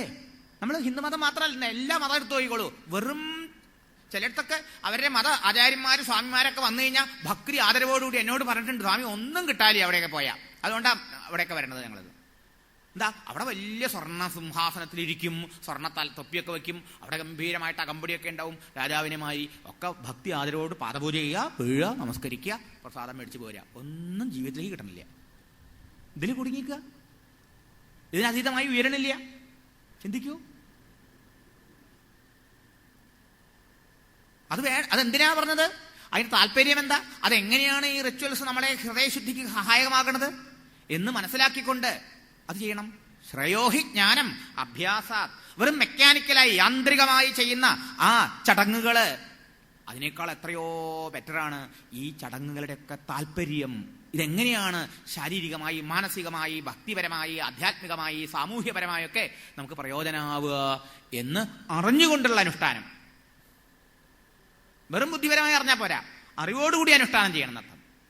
അനുഷ്ഠാനത്തെ നിഷേധിച്ചിട്ടില്ല ഒരിക്കലും ആചാര്യന്മാര്. ചിന്തിക്കൂ. അങ്ങനെ ആവാണ്ടാവുമ്പോ എന്തായി? നമുക്കിതിന്റെ പ്രയോജനം ഉണ്ടാവണല്ലേ? പ്രയോജനമാണ് ആ വാസനാക്ഷയെ. അറിവോടുകൂടി, ഈശ്വര അർപ്പണ ബുദ്ധിയോടുകൂടി നാം ഈ ആചാരങ്ങളും അനുഷ്ഠാനങ്ങളും നിത്യജീവിതത്തിൽ അനുഷ്ഠിക്കുമ്പോൾ എന്തായി? നാം അറിയാതെ നമ്മുടെ വാസനകൾ ക്ഷയിക്കുകയായി, നമ്മുടെ ഉള്ളം തെളിയായി. ഉള്ളിൽ വാസനകൾ ഉള്ളത് കൊണ്ടാണ് പുറത്തുള്ള വസ്തുക്കളോടുള്ളതായ മോഹം, താല്പര്യം, കൊതി, അറ്റാച്ച്മെന്റ്. ആ വാസനകൾ ബീജം അതാണ്. ആ വാസന ക്ഷയിക്കും തോറും ബാഹ്യവസ്തുക്കളോടുള്ളതായ മോഹവും ആ ആസക്തിയും കമ്മിയായി വരും. മനസ്സന്തർമുഖമാകും, രാഗം കൊഴിഞ്ഞു പോകും, വിട്ടുപോകും, അതിനോടുള്ള വാല്യൂ ഇല്ലാണ്ടായി എന്നർത്ഥം. ഇത് നമ്മൾ സംഭവിക്കണം. അതാണ് വേദങ്ങളിലൊക്കെ കർമ്മകാണ്ഡത്തിന്റെ പ്രസക്തി തന്നെയെന്നർത്ഥം. അതെല്ലാത്തിലും നമുക്ക് കാണാമെന്നർത്ഥം. നമ്മുടെ സംസ്കാരത്തിൽ അതുണ്ട്, കർമ്മവും ഉപാസനയൊക്കെ ഉണ്ട്. പക്ഷേ ഈ അർത്ഥം അറിയാതെ യാന്ത്രികമായി തീരുമ്പോൾ നമുക്ക് ഉയരാൻ സാധിക്കണില്ല. അങ്ങനെയുള്ള ഭക്തിയാണ് നമ്മൾ നടത്തണത് എങ്കിൽ, ചെയ്യണത് എങ്കിൽ കരച്ചിൽ മാറില്ല. അതാണ് ഭക്തി കരഞ്ഞുകൊണ്ടിരിക്കുന്നതായിട്ട് പറഞ്ഞത്. ശരിക്കും പറഞ്ഞ മഹാത്മ്യത്തിലെ പ്രധാന കഥ ഇത് തന്നെയാ, അല്ലേ? ഭക്തിദേവിയുടെ കഥയാ. എന്നിട്ടോ നാരദ മഹർഷിയോട് പറഞ്ഞു, ഓ അങ്ങൊന്ന് സഹായിക്കൂ, ഇവരെ ഉണർത്താൻ ശ്രമിക്കൂ എന്ന്. അവരെ ഉണർത്താൻ നോക്കിയെന്നാ പറഞ്ഞല്ലേ? എന്താ പറഞ്ഞത്? കാതില് ഉണരൂ ജ്ഞാനമേ, ഉണരൂ വൈരാഗ്യമേ എന്ന് പറഞ്ഞ് വിളിച്ചു എന്നാ. അങ്ങനെ പറഞ്ഞു ഉണരൂ. നമ്മളോട് വിളിച്ച് പറഞ്ഞാല് നമ്മുടെ ഉള്ളിൽ ജ്ഞാനം ഉണ്ടാവണം, നമ്മുടെ ഉള്ളിൽ വൈരാഗ്യം ഉണ്ടാവണമെങ്കിൽ എന്ത് ചെയ്യണം? അതിനാണ് ശാസ്ത്ര പഠനം. അപ്പൊ ഇവിടെ ചെവിയിൽ എന്താ പറഞ്ഞു കൊടുത്തത്? അത് ശ്രദ്ധിക്കണം. ഗീതാശ്ലോകങ്ങളും ഉപനിഷത് മന്ത്രങ്ങളും കാതിൽ ചൊല്ലി വിളിച്ചു എന്നാ എന്ന് പറഞ്ഞാൽ എന്തർത്ഥം? ഗുരുനാഥൻ ഉപദേശിക്കുന്നത് കാതിലാ, ശിഷ്യൻ കേൾക്കണത് കാതോണ്ടാ. അതുകൊണ്ടാണ് അതിന് ശ്രുതി എന്ന് പറഞ്ഞത്, അല്ലേ? അപ്പൊ ഉപനിഷത്തുക്കളും ഗീതകളും എന്ത് ചെയ്തു? പഠിപ്പിച്ചു കൊടുത്തു ഒരാചാര്യൻ. ആർക്ക്? ഈ കൂട്ടർക്ക്, ഇങ്ങനെയുള്ള ആൾക്കാർക്ക്, ഈ കരഞ്ഞുകൊണ്ടിരിക്കുന്ന ആൾക്കാരുടെ കരച്ചിൽ മാറാൻ വേണ്ടി, ജ്ഞാനവൈരാഗ്യങ്ങൾ ഉണർന്ന് ആ സാമാന്യ ഭക്തിയുള്ള ആൾക്കാർക്ക് സമാധാനം ഉണ്ടാവാൻ വേണ്ടി അവർക്ക് ഗീതയും ഉപനിഷത്തും ഒക്കെ പഠിപ്പിച്ചു കൊടുത്തു എന്നർത്ഥം. അപ്പൊ അവർ ഗീതയും ഉപനിഷത്തും കേട്ടു എന്നാണ് അർത്ഥം. കാതിൽ ഇത് പറഞ്ഞു കൊടുത്തു എന്ന് പറഞ്ഞാൽ. എന്നിട്ട് അവർക്ക് ബോധം ഉണ്ടായോ? ആ ഉപദേശം കൊണ്ട് ജ്ഞാനവൈരാഗ്യങ്ങള് വാർദ്ധക്യം മാറിയില്ല, അവർക്ക് യൗവനവും തിരിച്ചു കിട്ടിയില്ല, അവർ എണീറ്റതും ഇല്ല എന്നാ പറഞ്ഞത്. അപ്പോഴാണ് നാരദ മഹർഷിക്ക് ആകെ ചിന്തയായി. അപ്പോഴാണ് അശരീരി ഉണ്ടായിന്നാ. ഉള്ളിൽ നിന്നുള്ള തോന്നലാ അത് കേട്ടോ, പുറത്തുനിന്നല്ല. ശരീരം ഇല്ലാത്ത ശബ്ദമല്ലേ അശരീരി? അത് ഉള്ളിൽ നിന്നുണ്ടാവണതായ ആ ഭഗവത് പ്രചോദനമാണെന്നർത്ഥം. ശുദ്ധ മനസ്സിലുണ്ടാവും. അപ്പൊ എന്താ പറഞ്ഞത്? മാ ചിന്താങ്കുരു ദേവർഷേ, മഹർഷേ സങ്കടപ്പെടണ്ട, അതിനുവേണ്ടി ഒരു സൽക്കർമ്മുണ്ട്, അത് സജ്ജനങ്ങൾ പറഞ്ഞു തരും, അത് ചെയ്താൽ മതി അല്ലേ? ആ സൽക്കർമ്മം ഉപദേശിക്കാൻ ഏത് സൽക്കർമ്മമാണെന്ന് വെച്ചാൽ നാരദ മഹർഷി നാട് മുഴുവൻ തെരഞ്ഞു. കണ്ട മഹാത്മാക്കളെയൊക്കെ പോയി സമീപിച്ചു. ഒരാൾക്കും ആ സൽക്കർമ്മം ഇന്നതെന്ന് ഉറപ്പില്ല എന്നർത്ഥം. നാരദ മഹർഷിക്കും സംശയം ഉറപ്പില്ല. എന്താ കാരണം? കർമ്മമേ അജ്ഞാനം കൊണ്ടാണ്, സ്വരൂപ വിസ്മൃതിയാകുന്ന അജ്ഞാനം കൊണ്ടാണ് ശരീരാഭിമാനം. അതുകൊണ്ടാണ് ഞാൻ അപൂർണനാണ്, പരിമിതനാണ്, ദുഃഖിയാന്ന് തോന്നല്. അതുകൊണ്ടാണ് പലത് കിട്ടിയാ സുഖാവും എന്നുള്ള വിചാരിച്ച അതിനൊക്കെ മോഹ ആഗ്രഹം വന്നത്. ആ ആഗ്രഹങ്ങളാൽ പ്രേരിതമായ കർമ്മം, ആ കർമ്മം കൊണ്ടാണ് ജന്മം, ആ ജന്മം കൊണ്ടാണ് സുഖദുഃഖങ്ങള്. അപ്പോൾ ഈ കർമ്മം കൊണ്ട് എങ്ങനെയാ, അജ്ഞാനം കൊണ്ടുണ്ടായ കർമ്മം കൊണ്ട് എങ്ങനെയാ ഈ അജ്ഞാനത്തെ നശിപ്പിക്കാൻ പറ്റുക, ഞാനുണ്ടാക്കാൻ പറ്റുക? ആകെ സംശയം അദ്ദേഹത്തിനുണ്ട്. അങ്ങനെ അദ്ദേഹം സഞ്ചരിച്ചു പലയിടത്തും. അവസാനം ആർക്കും തീർപ്പ് കൽപ്പിക്കാൻ വയ്യാണ്ടായി. അപ്പോഴോ നേരെ തപസ് ചെയ്യാൻ പോയി ബദരികാശ്രമത്തിൽ. അവിടെ വെച്ചിട്ടാണ് സനകാദി മഹർഷിമാരെ കണ്ടത് എന്നാണ്. സനകാദി മഹർഷിമാരുടെ മുമ്പിൽ വീണതാ ഈ പ്രശ്നം അവതരിപ്പിച്ചു. അപ്പൊ അവരെന്താ പറഞ്ഞത്? ഇതാണോ വിഷയം? ഒട്ടും പരിഭ്രമിക്കണ്ടെന്നാണ്. ഇങ്ങനെയാണ് യഥാർത്ഥ സജ്ജനങ്ങൾ. നമ്മൾ ഈ സംസാരം വലിയൊരു വിഷയമായിട്ട് ഒരിക്കലും നമുക്ക് ദഹിപ്പിക്കാൻ പറ്റാത്ത ഒന്നായിട്ടൊക്കെ വിചാരിച്ചുകൊണ്ടാണ് നമ്മൾ ഈ മഹാത്മാക്കളെടുത്ത് പോണത്. അവർക്കറിയാം ഗോഷ്പതീകൃത വാരാശിം, സംസാരം സമുദ്രം, പശുക്കുട്ടിയുടെ കാൽക്കുളമ്പിലെ വെള്ളം കവച്ചു വെക്കണമാതിരി കവച്ചു വെച്ചവരാ, കടന്നവരാ അവരെന്നർത്ഥം അല്ലേ? അത്രയുള്ളവർക്ക് അവര് പറഞ്ഞു, എന്തിനാ പരിഭ്രമിക്കണേ ശ്രീനാരദ മഹർഷേ, ഇതിനുള്ള മാർഗം പണ്ടേ മഹർഷിമാര് നിശ്ചയിച്ചു വെച്ചിട്ടുണ്ടല്ലോ എന്നാ പറഞ്ഞേ. എനിക്കറിയാം, ഇവിടെ ഇരിക്കും, ഞാൻ പഠിപ്പിക്കാം, നീ വേറൊരു ഗുരുവിന്റെ അടുത്ത് പോകണ്ടെന്നല്ലേ പറഞ്ഞേ. നമ്മളൊക്കെ അങ്ങനെ പറയാം, അവനെ പിടിക്കുക, നമ്മുടെ ശോലയാക്കാം. കാരണം പോയാലോ ഇനിയാളെ കിട്ടുന്ന ഞാൻ അന്വേഷിച്ചിറക്കണ്ടേ. നെറ്റ് വിരിച്ചിരിക്കുക, ഇന്ന് നെറ്റിന്റെ കാല, നെറ്റ് ഒക്കെ പിടിക്കാൻ നോക്കുക ആൾക്കാർ. ഇങ്ങനൊന്നും പിടിക്കണ്ട അല്ലേ? ഇവിടെ ഇരിക്കും, ഞാൻ പറഞ്ഞുതരാം, എന്റെ ഒറിജിനല്ല. അങ്ങനെ ഇല്ലേ ഇവിടെ നട്ടം? ഒറിജിനൽ എന്ന് പറഞ്ഞോ സംശയിക്കണം, മറ്റേ പിന്നാലെ പോയാൽ വഴി അവനും പെടും, നിങ്ങളും പെടും. മനസ്സിലായോ? ഇവിടെ ഒന്നുമില്ല എന്റേത് പുതുതായിട്ട്. പഴമക്കാര് പറഞ്ഞു വച്ചതിനെ നാണല്യാതെ ഞാൻ പറയാം. ഇരുശുശ്രുമപൂർവേഷാം യോനസ്തത് വ്യാജചക്ഷിരേ. അനുഭവസ്ഥന്മാരായ ഋഷീശ്വരന്മാരുടെ വാക്കെന്താ? ഞങ്ങളുടേതായിട്ടൊന്നുമില്ല കുട്ടികളെ, ഇതൊക്കെ ഞങ്ങളുടെ പൂർവന്മാര് ഞങ്ങൾക്ക് പറഞ്ഞു തന്നതാണ് കേട്ടോ. അത് എന്നെ കൊണ്ടാവും പോലെ ഞാൻ പറഞ്ഞുതരാം. നോക്കൂ, ഈ നൈമിഷാരണ്യത്തില് കഥ പറയാൻ വരുന്നതായ സൂതൻ എന്താ പറഞ്ഞത്? ഞാൻ പരീക്ഷിത് മഹാരാജാവിന് അന്ന് ശിശുക ബ്രഹ്മർഷി ഉപദേശിച്ചപ്പോൾ ഞാനും അവിടെ ഇരുന്ന് കേൾക്കാൻ എനിക്കൊരു ഭാഗ്യം ഉണ്ടായേ. എന്തൊക്കെയോ ആ ഗുരുനാഥന്റെ അനുഗ്രഹം കൊണ്ട് എനിക്ക് ഓർമ്മയുണ്ട്. എന്നെ കൊണ്ടാവും പോലെ ആ ഗുരുനാഥന്റെ കൃപയ്ക്ക് അനുസരിച്ച് ഞാൻ അങ്ങേക്കും നിങ്ങൾക്ക് ഇത് പറഞ്ഞുതരാന്നല്ലേ പറഞ്ഞത്. നോക്കൂ, ഇതാണ് ഇങ്ങനത്തെ ഗുരുക്കന്മാരുടെ അടുത്തേ പോവാവൂന്നർത്ഥം. നോക്കൂ, ആൾക്കാർ ഈ സത്രം കൊണ്ടൊന്നും അവസാനിക്കണില്ലേ? ഇത് കഴിഞ്ഞാൽ എവിടെയാ, ഇനി എവിടെയാ, ഇങ്ങനെ എന്താ പറയാ, ഭ്രമനിലയേ പരിഭ്രമന്തഃ എന്ന് ആചാര്യസ്വാമികൾ പറഞ്ഞത്. ഭ്രമം തീരാതെ, മോഹം തീരാതെ പരിഭ്രമിച്ചിങ്ങനെ ഓടി നടക്കുക എവിടെയാന്നാ. അതിൻ്റെ ഒരു ഉറപ്പോ ഒരു വ്യക്തതയോ അത് വേണ്ടേ? കാര്യം മനസ്സിലായി. ഇനി എന്താ വേണ്ടത്? നമ്മുടെ ഇതിനനുസരിച്ച് അങ്ങോട്ട് മുന്നോട്ട് കൊണ്ടുപോവുക. കഴിഞ്ഞു. പരിഭ്രമേ ആവശ്യമില്ല നട്ടം, പിന്നെ പ്രവൃത്തി ആവശ്യമുള്ളൂ. നോക്കൂ, പരിഭ്രമിക്കേണ്ട, അതിനുള്ള മാർഗം നിശ്ചയിച്ചു വെച്ചിട്ടുണ്ട്. പക്ഷേ പുണ്യം കൊണ്ടേ അത് കാണാൻ അവരെ കണ്ടുമുട്ടാൻ സാധിക്കൂ. അപ്പൊ ഇവർക്കത് അവർ പൂർവന്മാരുടെ മാർഗം ഞങ്ങൾ പറഞ്ഞു തരാം. അതിനാണ് ഭാഗവതം എന്നിട്ട് പറഞ്ഞെടുത്തു അല്ലേ. എന്താണ് ആ സൽക്കർമ്മം? ശ്രീമദ് ഭാഗവതം കൊണ്ടൊരു ജ്ഞാനയജ്ഞം ചെയ്യുക, അതാണ് ഭാഗവതം. ഭാഗവത സപ്താഹം എന്ന് പറഞ്ഞത്. ശ്രീമദ് ഭാഗവതത്തെ സപ്താഹമായിട്ട് വായിച്ച് കേൾപ്പിക്കുക. അതൊരു കർമ്മമാണ്. ശരിയല്ലേ? എത്ര പാട ചെലവില്ലേ, എത്ര ചെലവാ, എത്ര ആൾക്കാരുടെ, എത്ര അക്ഷീണമായ, എത്ര നാളത്തെ പരിശ്രമം ഇങ്ങനെ സത്രം ഒഴുകണമല്ലേ. രാവും പകലും ശാരീരികമായും മാനസികമായും ധനപരമായും ഏതെല്ലാം തരത്തിലാണ് പ്ലാനിങ്. ഇതൊക്കെ ഇങ്ങനെ ഒരാഴ്ച ഇവിടെ നടക്കണമെങ്കിൽ ഒരു കർമ്മം തീർച്ചയായിട്ടും സൽക്കർമ്മമാണ് അല്ലേ. പക്ഷേ ഇവിടെ വെറും ലൗകികമായൊരു കർമ്മം പോലത്തെ ഒരു കർമ്മമാണോ? അഗ്നിയിൽ കുറെ ഹോമം ചെയ്യണ ഉള്ള ഒരു പ്രവൃത്തിയാണോ അത്? ശരിയാണ്, പ്രതീകാത്മകമായിട്ട് അങ്ങനെ തന്നെയാ. നമ്മുടെ ഓരോരുത്തരുടെയും ഹൃദയത്തില് ആ ഉള്ളിലിരിക്കുന്നതായ ആ ബോധാഗ്നിയിൽ ഈ അറിവിന്റെ ആ ഹോമം ഹൗസംഗം നടത്തുമ്പോണ്ടാകുന്ന ജ്ഞാനാഗ്നിയില് നമ്മുടെ അജ്ഞാനമാകുന്ന വിറക് കത്തിപ്പോണ്ട്. അത് ശരിയാ. അതാണല്ലോ ജ്ഞാനയജ്ഞം. ശ്രവണത്തിലൂടെ നമ്മുടെ ഹൃദയത്തിൽ അജ്ഞാനം നീങ്ങണു, നമ്മളിലെ പരിമിതമായ ജീവഭാവം നീങ്ങണു. ഏതായാലും അതാണ് ഇവിടെ സൂചിപ്പിച്ച സൽക്കർമ്മം. ആ സൽക്കർമ്മം ചെയ്താൽ മതി എന്നായി. അപ്പോൾ നാരദ മഹർഷി എന്ത് പറഞ്ഞു? എന്നാൽ അത് നിങ്ങൾ തന്നെ നടത്തി തരണം. എനിക്ക് നിശ്ചയില്ലല്ലോ അതിനെക്കുറിച്ചിട്ട്. എനിക്ക് ഭാഗവതം എന്താണെന്നറിയില്ല, എനിക്ക് മറ്റൊന്നും അറിയില്ല. അതുകൊണ്ട് പറഞ്ഞു തരൂ, നിങ്ങൾ തന്നെ വരൂ എന്ന് പറഞ്ഞു. സനകാദികളെ കൂട്ടിയൊന്നു ഹരിദ്വാറിൽ വെച്ച് ഭാഗവത സപ്താഹം ആദ്യം നടത്തിയതാണ് യജ്ഞം, അല്ലെങ്കിൽ സത്രം അല്ലേ. അതാണല്ലോ മഹാത്മ്യത്തിൽ അവതരിപ്പിച്ചത് ആദ്യം. അപ്പൊ അവിടെ സൂചിപ്പിച്ചു എന്താ നാരദ മഹർഷി ചോദിക്കണ്ടേ? അവിടെ എത്രയെത്ര മഹാന്മാരാത്രേ വന്നത്.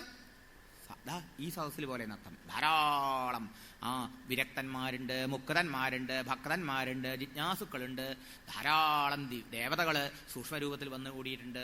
അങ്ങനെ എത്രയെത്രയോ മഹാന്മാർ വന്നിട്ടുണ്ട്. അത്രയും നർത്ഥം. അങ്ങനെയുള്ള സജ്ജനങ്ങളുടെയും അതുപോലെ സൂക്ഷ്മരൂപികളായ ദേവതകളുടെയൊക്കെ സാന്നിധ്യം കൊണ്ട് നിറഞ്ഞതാണ് ഒരു സപ്താഹ മണ്ഡപം, അഥവാ ഒരു സത്രമണ്ഡപം എന്നും കൂടി സൂചനയുണ്ട് ഇവിടെ. അതാണ് നമ്മൾ അവിടെ ഒന്ന് വന്നു പോവെങ്കിലും വേണമെന്ന് പറഞ്ഞ കല്യാണത്തിന് ക്ഷണിക്കണ മാതിരിയൊക്കെ എഴുതെന്ന് പറഞ്ഞല്ലോ. അപ്പോൾ ഒന്ന് വന്നു പോകണമെങ്കിലും ചെയ്യണം കേട്ടോ, ഒരു ദിവസമെങ്കിലും കല്യാണത്തിനൊക്കെ ക്ഷണിക്കണ മാതിരി. അപ്പോൾ ഒന്ന് വന്നു വെച്ചാൽ എന്തായാലും ഈ അറ്റ്മോസ്ഫിയറിൽ ഇങ്ങോട്ട് വരുന്ന സമയത്ത് അതിൻ്റെ ഒരു തരംഗം ഉണ്ടാവും, അതിൻ്റെ ഒരു മാറ്റം ഉണ്ടാവും, കുറച്ച് കേൾക്കാനിടയാവുന്ന തീർച്ചയായിട്ടും അല്ലേ. അപ്പോൾ ഇനിയും കേൾക്കണം, ഇനിയും വരണം എന്ന് തോന്നും. അങ്ങനെയൊക്കെ പ്രത്യേകം കല്യാണത്തിന് മക്കളെ കല്യാണത്തിന് പ്രത്യേകം പോയി വരണം എന്നൊക്കെ ക്ഷണിക്കണ മാതിരിയൊക്കെ ക്ഷണിക്കണം എന്നൊക്കെയാണ് പറഞ്ഞേക്കണത് ഭാഗവതത്തിന്റെ മഹാത്മ്യത്തിൽ അല്ലേ. സപ്താഹം നടത്തുമ്പോഴേ അത്ര വിശാല മനസ്ഥിതി ഉദാര മനസ്ഥിതിയൊക്കെ വേണം എന്നാണ്. ആട്ടെ, അങ്ങനെ എല്ലാവരും വന്നുകൂടി. അപ്പോഴാണ് നാരദ മഹർഷി ചോദിച്ചത്, ഓ ഈ ശ്രീമദ് ഭാഗവതത്തിന് എങ്ങനെയാണ് ഇത്രയൊക്കെ മഹാത്മ്യം ഉണ്ടായത്? ഈ ശ്രീമദ് ഭാഗവതത്തിന് എങ്ങനെയാണ് ഈ ഉപനിഷത്ത് കൊണ്ടും ഗീത കൊണ്ടും തീർക്കാൻ കഴിയാത്ത അല്ലെങ്കിൽ മോചിപ്പിക്കാൻ കഴിയാത്ത ഈ ജ്ഞാനവൈരാഗ്യങ്ങളെ ആ വർദ്ധക്കിൽ നിന്ന് മോചിപ്പിക്കാൻ സാധിക്കുക? എന്താ ഇതിനിത്ര മഹിമ എന്ന് ചോദിച്ചപ്പോഴാണ് പറഞ്ഞത്, ഓ എല്ലാ വേദങ്ങളുടെയും ഉപനിഷത്തുക്കളുടെയും ഗീതകളുടെയും സാരമാണ് ശ്രീമദ് ഭാഗവതം. പാലിൽ മുഴുവൻ നെയ്യുണ്ട്, വെണ്ണയുണ്ട്. പക്ഷെ ഇപ്പം നെയ്യ് ഹോമം വേണം. ഇന്നലെ മൃത്യുഞ്ജയ ഹോമം നടത്തി നമ്മൾ, അല്ലെങ്കിൽ ഇന്ന് ഗണപതി ഹോമം ചെയ്യണം, അല്ലെങ്കിൽ വിളക്ക് വയ്ക്കണോ, അല്ലെങ്കിൽ ഊണ് വയ്ക്കുമ്പോൾ കഴിക്കണം. അപ്പോൾ ഒരു പാക്കറ്റ് മിൽമയുടെ പാല് കൊണ്ട് തന്നാൽ മതിയോ, അല്ലെങ്കിൽ 1 ലിറ്റർ പാല് കൊണ്ട് തന്നാൽ മതിയോ? പാലിൽ വെണ്ണയുണ്ട്, നെയ്യുണ്ട് ഉറപ്പാ. പക്ഷെ അതിലുള്ള പാലിനെയും വെണ്ണയും അനുഭവിക്കാറാക്കണേ ഇത്തിരി പണിയുണ്ടെന്നർത്ഥം അല്ലേ. ഇതുപോലെയാണ് മറ്റ് ശാസ്ത്രങ്ങളിലൊക്കെ ഉള്ളതായ ഈ പരമമായ ആ ജ്ഞാനത്തെ നമുക്ക് വേണ്ട പോലെ ഉൾക്കൊള്ളാനാവണമെങ്കിൽ ഒരുപാട് പണിയുണ്ടെന്നർത്ഥം. എന്നാൽ ആ പാല് കാച്ചി തയ്യാറാക്കി വെണ്ണയാക്കി നെറുനെയ്യാക്കി ഉരുക്കി ഭരണിയുടെ വെച്ചിട്ട് ഒരാളെങ്കിലോ ഉടനെ എടുത്തുപയോഗിക്കാം, ഉപയോഗം വേഗവും അല്ലേ. അതാണ് ഭാഗവതം. ഭാഗവതം ആ ഭരണിയിൽ അമ്മ കാച്ചി ഒരുക്കി വെച്ചിട്ടുള്ള നെറുനെയ്യിന് സമാനമാണെന്നർത്ഥം. അപ്പൊ രണ്ടും തമ്മിൽ വ്യത്യാസമില്ലേ. മറ്റുള്ള ഗ്രന്ഥങ്ങളൊന്നും മോശമല്ലേ. അതെങ്ങനെയാണ്? പാലിൽ വ്യാപിച്ചിരിക്കുന്ന നെയ്യ് പോലെയാന്നാ പറഞ്ഞത്, വെണ്ണയും പോലെയാന്നാ പറഞ്ഞത്. മാവ് നല്ല മാമ്പഴ സീസൺ, നമ്മളൊരു മാമ്പഴം അങ്ങനെ ജ്യൂസ് അങ്ങനെ ഞെക്കി ആ ജ്യൂസ് അങ്ങോട്ട് വലിച്ചു കുടിക്കണം. പക്ഷെ ഈ മാമ്പഴമായിട്ടത് വരുമ്പോഴല്ലേ മാവിൽ മുഴുവനും, മാവിന്റെ ഇലയിലുണ്ട്, കൊമ്പിലുണ്ട്, തണ്ടിലുണ്ട്, വേരിലുണ്ട് ആ ആമ്രരസം, മാമ്പഴത്തിന്റെ രസം അതിൽ മുഴുവനും വ്യാപിച്ചിരിക്കണില്ലേ. പക്ഷെ അതിൽ മുഴുവൻ വ്യാപിച്ചിരുന്നാൽ നമുക്ക് അനുഭവിക്കാൻ പറ്റുമോ? മാവിന്റെ കൊമ്പോ ചില്ലിയോ കടിച്ചാൽ ആസ്വാദനം ഉണ്ടാവുമോ? അത് മൂത്തുപഴുത്തൊരു പഴമായിട്ട് ഇങ്ങോട്ട് കിട്ടുമ്പോഴല്ലേ നമുക്ക് ശരിക്കും ഇവിടെ ആസ്വദിക്കാൻ പറ്റുക. അത് നല്ല ജ്യൂസുള്ള ചാറുള്ള പഴം കൂടിയാണെങ്കിലോ. ഇതുപോലെ ഒരു പഴമാണത്രേ ശ്രീമദ് ഭാഗവതം. ഏത് മരത്തിലാണ് ഉണ്ടായത്? വേദമാകുന്ന കൽപ്പവൃക്ഷത്തിലുണ്ടായതാ ഇത് ഭാഗവതം. വേദങ്ങളെ കൽപ്പവൃക്ഷമായിട്ട് വിചാരിക്കുകയാണെങ്കിൽ അതിലുണ്ടായ മൂത്തു പഴുത്ത സ്വാദുള്ള, അതും തത്ത കൊത്തി വീണ പാമ്പഴാണെങ്കിൽ പറയണ്ട, അതിന് പുളിപ്പ് ഉണ്ടാവില്ല, മധുരം നല്ലോണം ഉണ്ടാവും.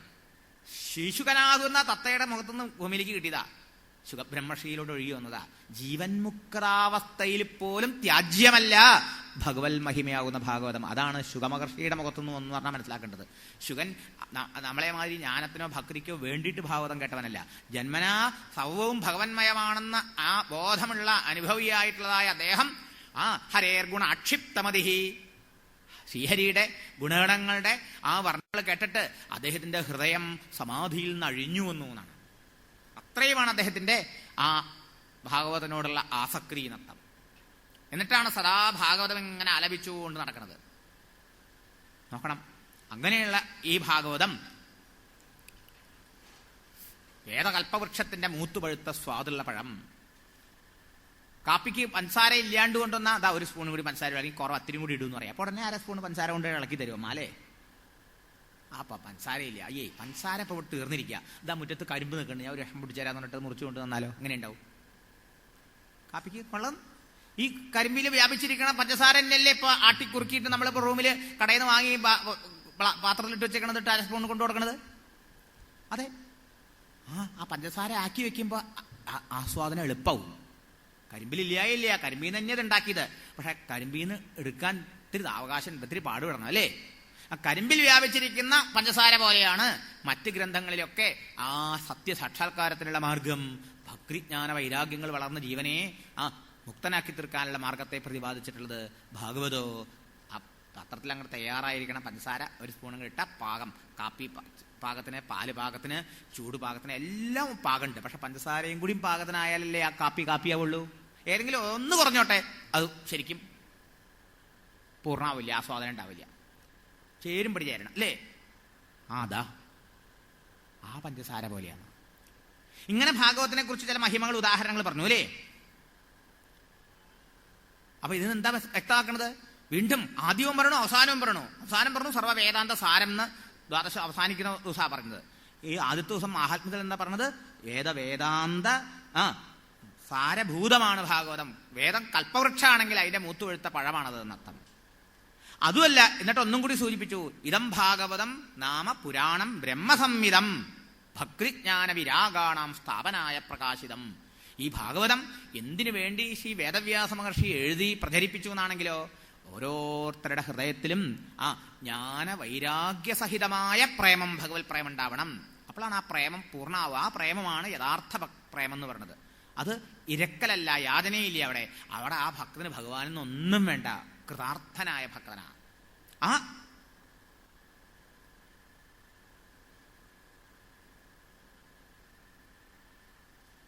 അത് ഹൃദയത്തിൽ സ്ഥാപിക്കാൻ വേണ്ടിയിട്ടാണ് ഭാഗവതം എഴുതിയിട്ടുള്ളത്. വേദ സമാനമാണ്, വേദ തുല്യമാണത്. ഭഗവൻ നാമത്തിന്റെ, ഭക്തിയുടെ മർമ്മമാണ് ഭാഗവധർമ്മം. അതുണ്ടാവാനുള്ള എളുപ്പവഴിയാണ് ഭഗവത് നാമസങ്കീർത്തനാദികൾ. ആ നാമത്തിന്റെ മഹിമയെ പ്രതിപാദിക്കുന്നു ഈ ശ്രീമദ് ഭാഗവതം.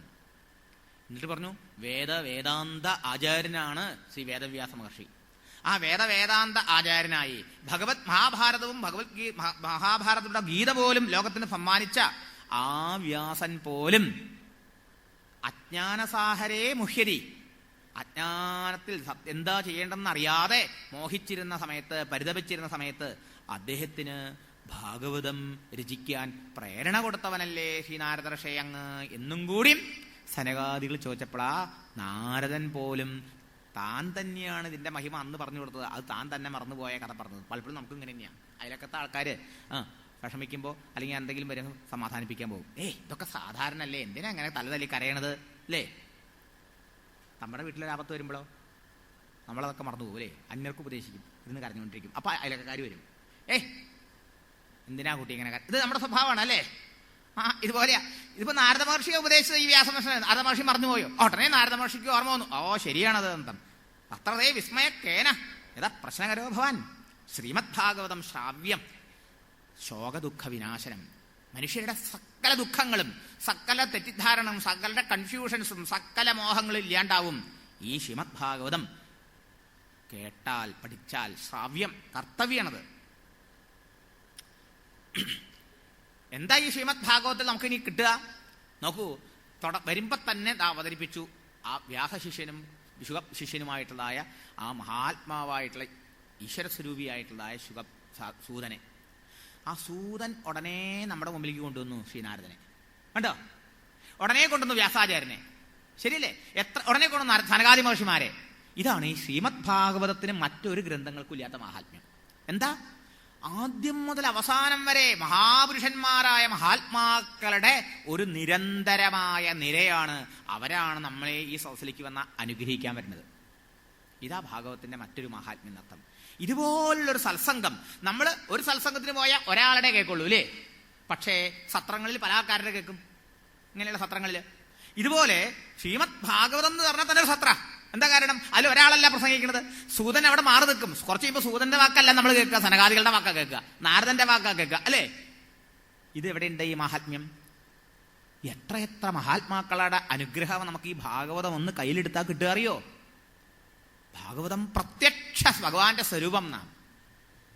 അങ്ങനെയുള്ള ശ്രീമദ് ഭാഗവതം പ്രയത്നിച്ചും കേൾക്കേണ്ടതാണ്, പഠിക്കേണ്ടതാണ്. അങ്ങനെയുള്ള ഈ ശ്രീമദ് ഭാഗവതം നമ്മളെ ഉത്തമമായ സത്സംഗത്തിലേക്ക് നയിക്കും. സത്സംഗത്തിനൊന്നും വേണ്ട, പതിവായിട്ട് ഭാഗവതം വായിക്കുക, ആ ഭാഗവതത്തിന്റെ അർത്ഥം മനസ്സിലാക്കുക, പഠിക്കുക, എന്നാ കിട്ടും. 7 ദിവസം നീണ്ട് നിൽക്കുന്ന ഒരു വലിയ സത്സംഗ സമാഗമമാണ് ശ്രീമദ് ഭാഗവതം എന്ന് പറഞ്ഞാൽ തെറ്റില്ല.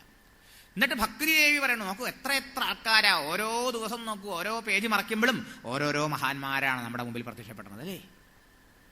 ഭഗ്യോദയേന ബഹുജന്മ സമാർജിതേന സത്സംഗമം ജലഭതേ. ഈ സത്സംഗം, ഈ ഭാഗവത സംഘം, ഈ ഭാഗവതം ഒന്ന് കയ്യിലെടുക്കാനുള്ള ഭാഗ്യം, ആ ഭാഗവതത്തെ ഒന്ന് സ്പർശിക്കാൻ, ആ ഭാഗവതത്തിൽ ഒരു ശ്ലോകമെങ്കിലും ഒന്ന് വായിക്കാൻ, അതിന്റെ അർത്ഥം ഒന്ന് മനസ്സിലാക്കാനുള്ള ആ അവസരം ആർക്കുണ്ടാവും? ബഹുജന്മ സമാർജിതേന ഭാഗ്യോദയേന. എത്രയോ ജന്മങ്ങളിൽ ആർജിച്ച സുഹൃതമാണ് സജ്ജനങ്ങളെ നമ്മളെ ഇവിടെ കൊണ്ടുവന്നത്. അല്ലെങ്കിൽ വേറെ എവിടെങ്കിലൊക്കെ പോകാൻ തോന്നും, ഇങ്ങനെ ഒരു ഭാഗവത സദസ്സിലേക്ക് വരാൻ തോന്നില്ല എന്നർത്ഥം. സത്സംഗമം ജലഭരേ, സജ്ജനങ്ങളുമായിട്ട് സംസർഗം. സത്യസ്വരൂപനെ സാക്ഷാത്കരിച്ച മഹാത്മാക്കളാണ് ഈ ഭാഗവതത്തിൽ പ്രത്യക്ഷപ്പെടുന്നവർ മുഴുവനും. ആ സത്യസ്വരൂപനെ സാക്ഷാത്കരിച്ച് ജന്മം സഫലമാക്കാനുള്ള മാർഗമാണ് ഇവരൊക്കെ പറഞ്ഞു തരണം നമുക്ക് നൃത്തം. അതുണ്ടായാൽ മതി, അജ്ഞാനം നീങ്ങും. അജ്ഞാനം ഹേതുകൃത മോഹമഹാന്ധകാരനാശം വിധായ, നമ്മുടെ സ്വരൂപം വിളങ്ങും, നമ്മുടെ സ്വരൂപ വിസ്മൃതി എന്ന അജ്ഞാനം നീങ്ങും, ഇരുട്ട് നീങ്ങും, ഉള്ളിലെ അന്ധകാരം നീങ്ങും, വിവേകമുദിക്കും, ഒക്കെ സംഭവിക്കും. അതാണ് മഹാത്മ്യത്തിൽ ആദ്യം അവതരിപ്പിച്ച കഥാനർത്ഥം. പിന്നെ അവർ ഭാഗവത സപ്താഹം നടത്തേണ്ട ഹരിദ്വാറിൽ വെച്ച് നടത്തിയില്ല. സപ്താഹം നടത്തേണ്ടി വന്നില്ല അവിടെ എന്നാ ശരിക്കും പറഞ്ഞാൽ. സനകാദികളുടെ സപ്താഹത്തിൽ മാഹാത്മ്യം നടന്നുള്ളൂ, മാഹാത്മ്യം മുഴുവനായില്ല. അപ്പോഴേക്കും തന്നെ ജ്ഞാനവൈരാഗ്യങ്ങൾ എവിടെ കിടന്നത്? വൃന്ദാവനത്തെ തളർന്നു കിടന്നത്. അവരിവിടെ ശ്രീകൃഷ്ണ ഗോവിന്ദ ഹരേ മുരാരേ ഹേ നാഥനാരായണ വാസുദേവ, ഭഗവാന്റെ തിരുനാമങ്ങൾ ഉച്ചരിച്ചുകൊണ്ട് ആനന്ദ നൃത്തം ചെയ്തുകൊണ്ട് ആരോഗ്യ ഗാത്രന്മാരായി ആ സന്തോഷവതിയായ അമ്മയോടുകൂടി ആ സദസ്സിൽ വന്ന് നൃത്തം ചവിട്ടി എന്നാ പറഞ്ഞത്. എന്താ ഇതിന്റെ അർത്ഥം? ഭാഗവത സപ്താഹം മുഴുവനും കേൾക്കണ്ട. ഭാഗവതം മാഹാത്മ്യം 6 അധ്യായത്തിൽ പറഞ്ഞത് നമ്മളൊന്ന് വേണ്ട പോലെ മനസ്സിലാക്കി ഉൾക്കൊണ്ട് ശ്രദ്ധ വെച്ചു കേൾക്കുകയും പഠിക്കുകയും ചെയ്യുമ്പോഴേക്കും തന്നെ ഇത്രയൊക്കെ ഉണ്ടോ ഈ ഭാഗവതത്തിന് മഹിമ, ഇത്രയൊക്കെ ഉണ്ടോ ഭഗവാന്റെ മഹിമ, ഇത് നമ്മുടെ ഉള്ളിൽ അങ്ങോട്ട് സ്പർശിക്കുമ്പോഴേക്കും നമ്മുടെ ഹൃദയത്തിൽ ജ്ഞാനവൈരാഗ്യങ്ങൾ മുട്ടിട്ട് വളരും, ഭക്തിയുടെ കഷ്ടം തീരും, സന്തോഷമുണ്ടാവും, ആനന്ദമുണ്ടാവും. അപ്പൊ മുഴുവൻ കേട്ടാലത്തെ കഥയോ മുഴുവൻ കേൾക്കേണ്ടി വന്നില്ല. പിന്നെന്ത് പറഞ്ഞു? ഞങ്ങൾക്ക് ജീവിതം തന്നത് നിങ്ങളാണ്, ഞങ്ങൾ എന്ത് ചെയ്യണം എന്ന് സനകാദികളോട് ചോദിക്കുക. അപ്പൊ സനകാദികൾ പറഞ്ഞു, എത്ര സുഹൃതികളാ, എത്ര ജന്മസുഹൃതികളാ നമ്മളൊക്കെ ഇവിടെ വന്നിരിക്കുന്നത്, ഇവരുടെയാണ് ഹൃദയത്തിലാണ് നിങ്ങൾ കയറിയിരിക്കേണ്ടതെന്നാ. ആ ഭക്തിദേവി സനകാദികളുടെ വാക്കിനെ മാനിച്ചുകൊണ്ട് കുട്ടികളോടുകൂടി അവിടെ വന്ന കൂടിയ ശ്രോതാക്കളുടെ ഉള്ളിൽ കടന്നു എന്ന് പറഞ്ഞാൽ എന്താ അർത്ഥം? ഈ ഭാഗവതത്തിന്റെ മുമ്പിലേക്ക് വരുന്ന നമ്മുടെയൊക്കെ ഉള്ളില് ഭക്തി ജ്ഞാനവൈരാഗ്യങ്ങളോടുകൂടി പ്രവേശിക്കും എന്നർത്ഥം.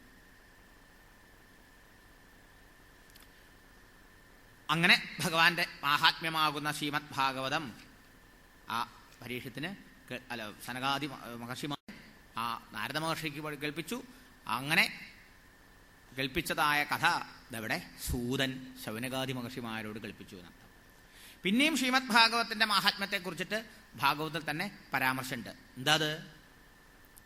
ഭഗവാൻ കൃഷ്ണാവതാരം സ്വീകരിച്ച് കൃഷ്ണാവതാരത്തെ മറച്ച് ഇവിടുന്ന് പോണ സമയത്ത്, അന്തർധാനം ചെയ്യാൻ പുറപ്പെട്ട സമയത്ത്, പരമഭക്തനായി ഭഗവാന്റെ നിഴല് പോലെ അനുഗമിച്ച ആ ഭക്തോത്തമൻ ഭഗവാന്റെ കാൽക്കൽ വീണ് നമസ്കരിച്ചുകൊണ്ട് ചോദിച്ചു, ഭഗവാൻ പോയാൽ ആഗതോയം കലി ഘോരം, ഘോരമായ കലികാലമാണ്, അധർമ്മത്തിൽ അഭിരുചി വളരുന്ന കലികാലമാണ്, സജ്ജനങ്ങൾ സങ്കടപ്പെടാനിടയാവുന്ന കലികാലമാണ് വരാൻ പോണതല്ലോ ഭഗവാനെ. അങ്ങനെയാണെങ്കിൽ ഭൂമിദേവിക്ക് എന്താണ് ആശ്രയം? സജ്ജനങ്ങൾക്ക് എന്താവും പിന്നെ ആശ്രയം? ഭക്തന്മാർക്ക് എന്താവും ആശ്രയം? അല്ലേ, ധർമ്മം എന്തിനെ ആശ്രയിക്കുക ഭഗവാനെ? ഇങ്ങനെയൊക്കെ ചോദിച്ചിട്ടുണ്ട്.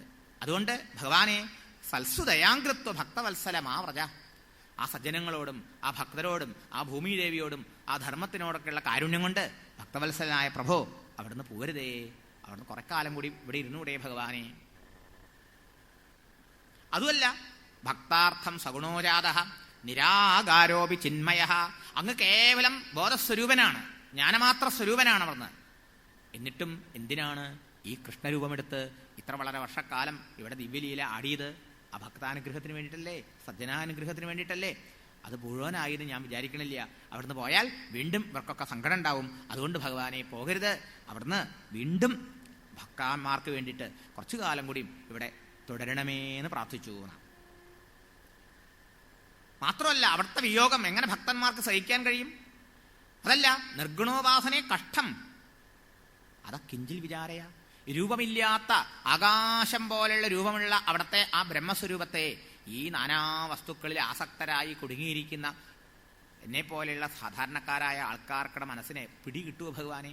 അതിൽ മനസ്സിനെ പിടിക്കാനോ ഏകാഗ്രമാക്കാനോ ഉറപ്പിക്കാനോ സാധിക്കുമോ? അതുകൊണ്ട് ഭഗവാനെ അവർക്കുടെ കാര്യത്തെക്കുറിച്ച് അവിടുന്ന് കിഞ്ചിത് വിചാരയ, അവിടുന്ന് ഒന്ന് ആലോചിക്കണം. അവരെ അനുഗ്രഹിക്കാൻ എന്താ വഴിയെന്നൊന്ന് ആലോചിക്കണം. ഇത്യുദ്ധവശുദ്ധ, ഇങ്ങനെ ഉദ്ധവർ പറഞ്ഞ സമയത്ത് പ്രഭാസേ അചിന്തയൽ ഹരീന, ഭഗവാൻ ആ പ്രഭാസത്തിൽ തന്റെ ശരീരത്തെ മറയ്ക്കുന്നതിന് മുമ്പ് ആലോചിച്ചു. ഉദ്ധവൻ പറഞ്ഞതിലൊരു കാര്യമില്ല, ശരിയല്ലേ? അപ്പൊ നമ്മുടെയൊക്കെ സ്ഥിതി എന്താ? നിർഗുണോപാസന, നിർഗുണ ബ്രഹ്മത്തെക്കുറിച്ചൊക്കെ ധാരാളം അറിയാം. പക്ഷെ എത്ര ആൾക്കാരുടെ മനസ്സ് ആ സാക്ഷിയുടെ പുറകിൽ ചിന്തകളെ പ്രകാശിപ്പിച്ചുകൊണ്ടിരിക്കുന്ന ആ സാക്ഷിയുടെ ചിന്തനത്തിൽ ഏർപ്പെടുന്നുണ്ട്? ആ ഭഗവത് സ്വരൂപത്തിൽ, ബ്രഹ്മസ്വരൂപത്തിൽ മനസ്സ് നിൽക്കുന്നുണ്ട്? പറഞ്ഞാൽ പോരല്ലോ, നിൽക്കണ്ടേ മനസ്സിൽ, ആ സ്മരണയിൽ ഉറക്കണ്ടേ? ഇഷ്ടദേവതാരൂപം എത്ര പേരുടെ മനസ്സിൽ വരുന്നുണ്ട്? സഗുണരൂപം, കൃഷ്ണന്റെ രൂപം തന്നെ, അതിൽ പോലും മനസ്സ് ഉറക്കണില്ല. കാരണം നമുക്ക് പ്രേമം ഭഗവാനോടല്ല, നശ്വരമായ വസ്തുക്കളോടാ. ഈ ലോകവസ്തുക്കള് മൂപ്പർക്ക് താല്പര്യം അതിലാന്നർത്ഥം. ഏത് മൂപ്പർക്ക്? ഈ മനസ്സിനെ. അതൊക്കെ തരാവാൻ, ഈ ഭൗതികമായി ലൗകികമായ വസ്തുക്കൾ തരാവാൻ വേണ്ടിയിട്ടാണ് ഈശ്വരനെ ഭജിക്കണതേ. എന്ന് വരുമ്പോഴോ ഈശ്വരനിൽ പ്രേമില്ല, അതുകൊണ്ടോ മനസ്സ് ആ കൃഷ്ണന്റെ രൂപത്തിൽ പോലും നിൽക്കണില്ല എന്നർത്ഥം. അധികം ആൾക്കാരുടെ കഥ പറയാ, എല്ലാത്തിനും ഉണ്ടാവും എക്സംഷൻസ്, അവരെ വിട്ടേക്കൂ. നമ്മുടെ ഇടയിലും ഉണ്ടാവാം, അവരെല്ലാം പറയണത്. ചിന്തിച്ചു നോക്കൂ, നമ്മൾ എത്രയോ ആൾക്കാർ, നമ്മൾ എത്രയോ കഥകൾ എത്രയോ കാലമായിട്ട് പറഞ്ഞും കേട്ടുകൊണ്ടിരിക്കണു. എത്ര നേരം നമ്മുടെ മനസ്സ് കൃഷ്ണാന്ന് വിചാരിച്ചിരിക്കുന്ന സമയത്ത് ആ വേണുഗോപാലമൂർത്തിയുടെ അല്ലെങ്കിൽ ആ വെണ്ണക്കണ്ണന്റെ എത്രയോ ലീലകൾ നമ്മൾ കേട്ടിട്ടില്ലേ?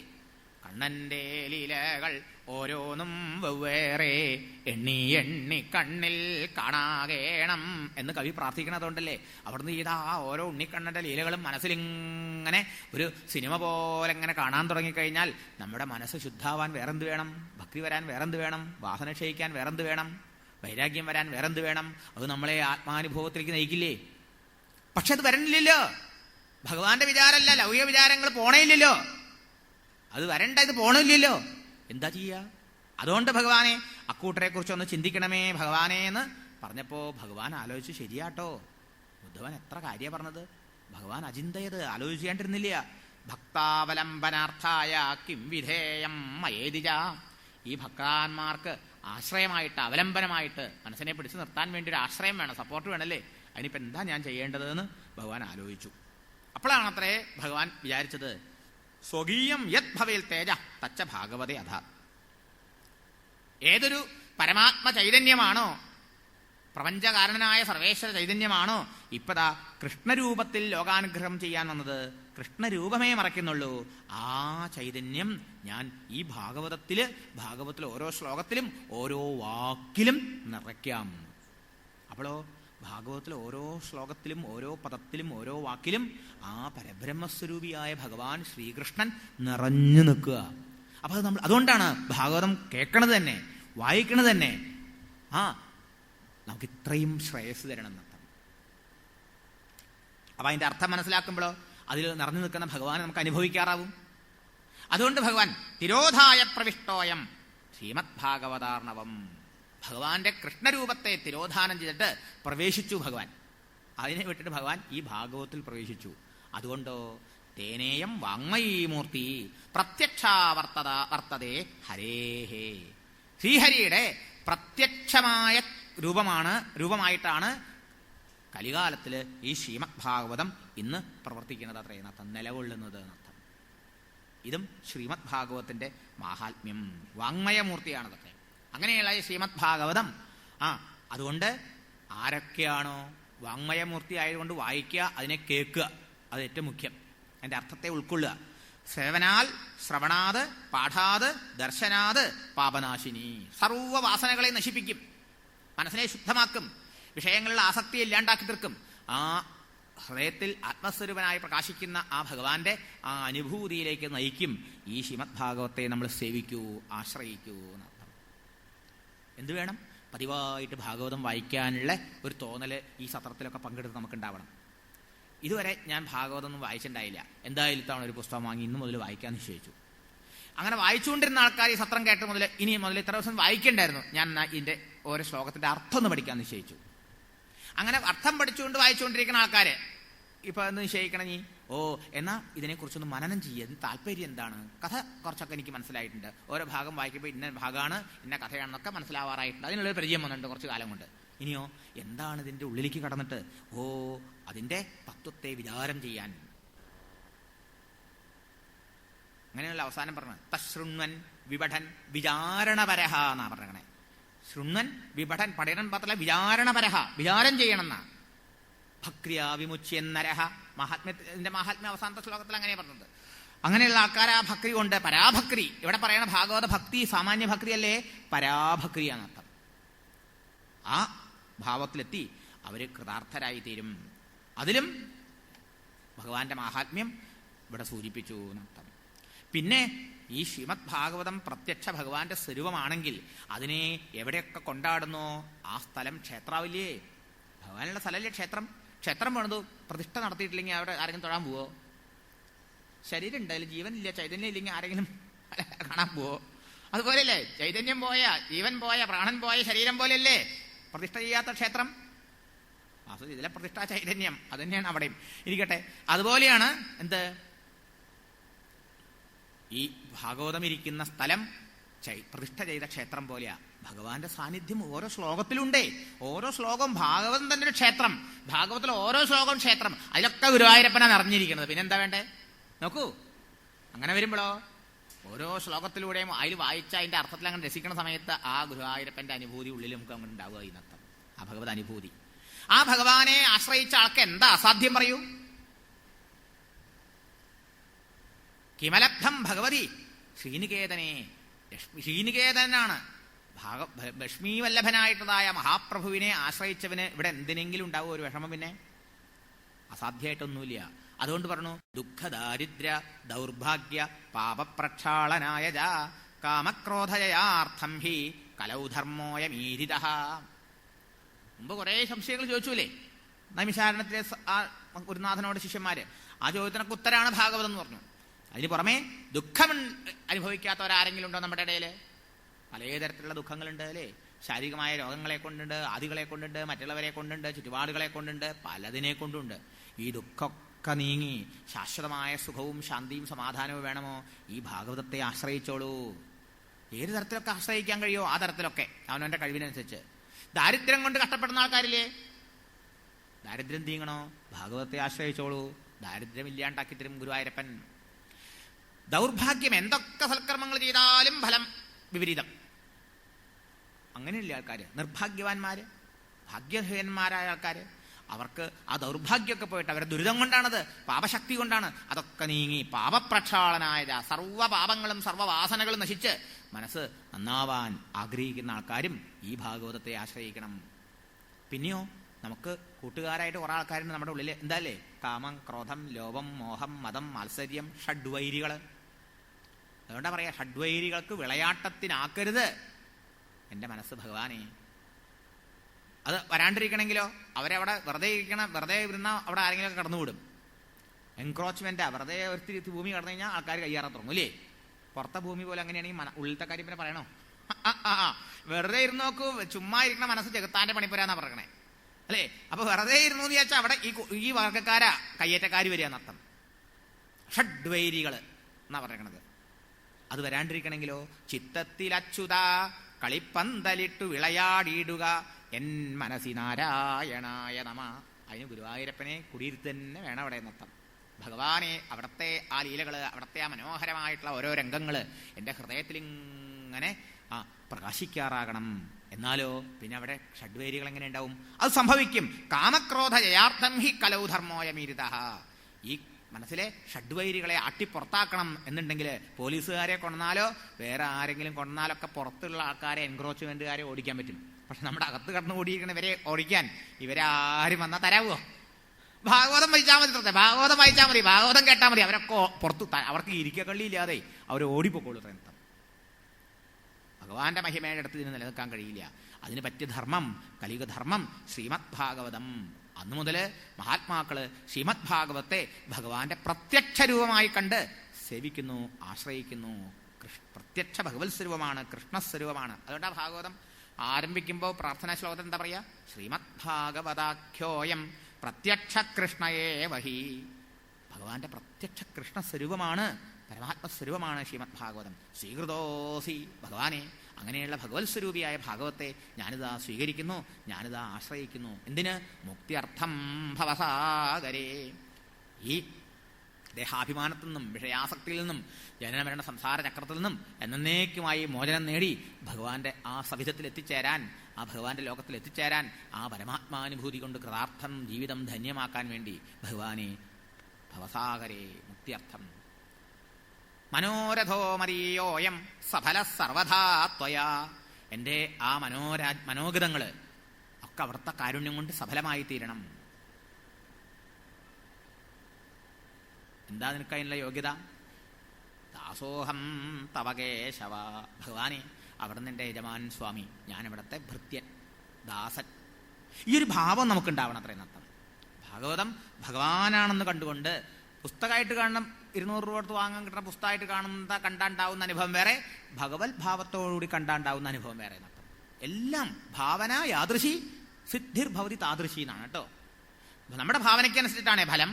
വസ്തു ഉണ്ട്, മഹത്വം ഇല്ല എന്നർത്ഥം.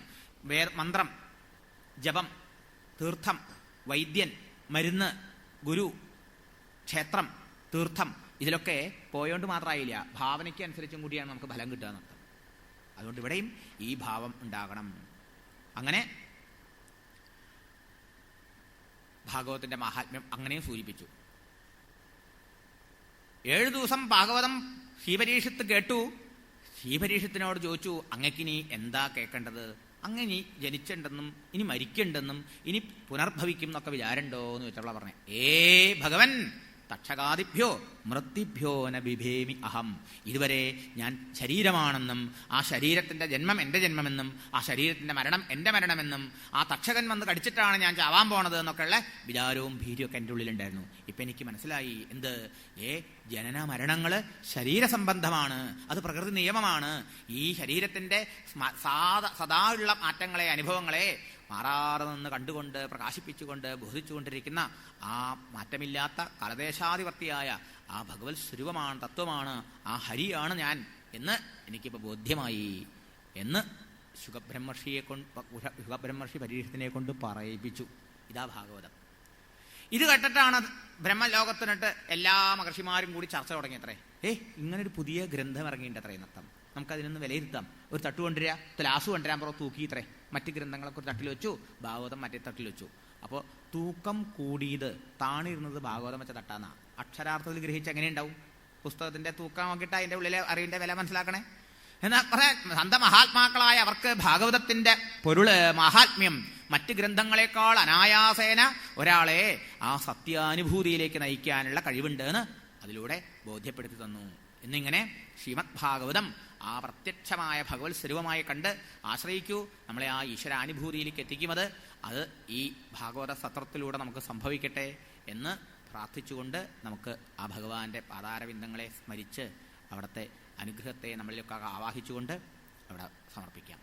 നമാമി നാരായണ പാദപങ്കജം കരോമി നാരായണ പൂജനം സദാ വദാമി നാരായണ നാമ നിർമ്മലം സ്മരാമി നാരായണ തത്വമവ്യയം. നാരായണ നാരായണ നാരായണ നാരായണ നാരായണ നാരായണ നാരായണ നാരായണ നാരായണ നാരായണ നാരായണ നാരായണ നാരായണ നാരായണ നാരായണ. കായേന വാചാ മനസേന്ദ്രിയൈവ ബുദ്ധ്യാത്മനാ വാ പ്രകൃതേർസ്വഭാവാത് കരോമി യദ്യൽ സകലം പരസ്മൈ നാരായണായേതി സമർപ്പയാമി.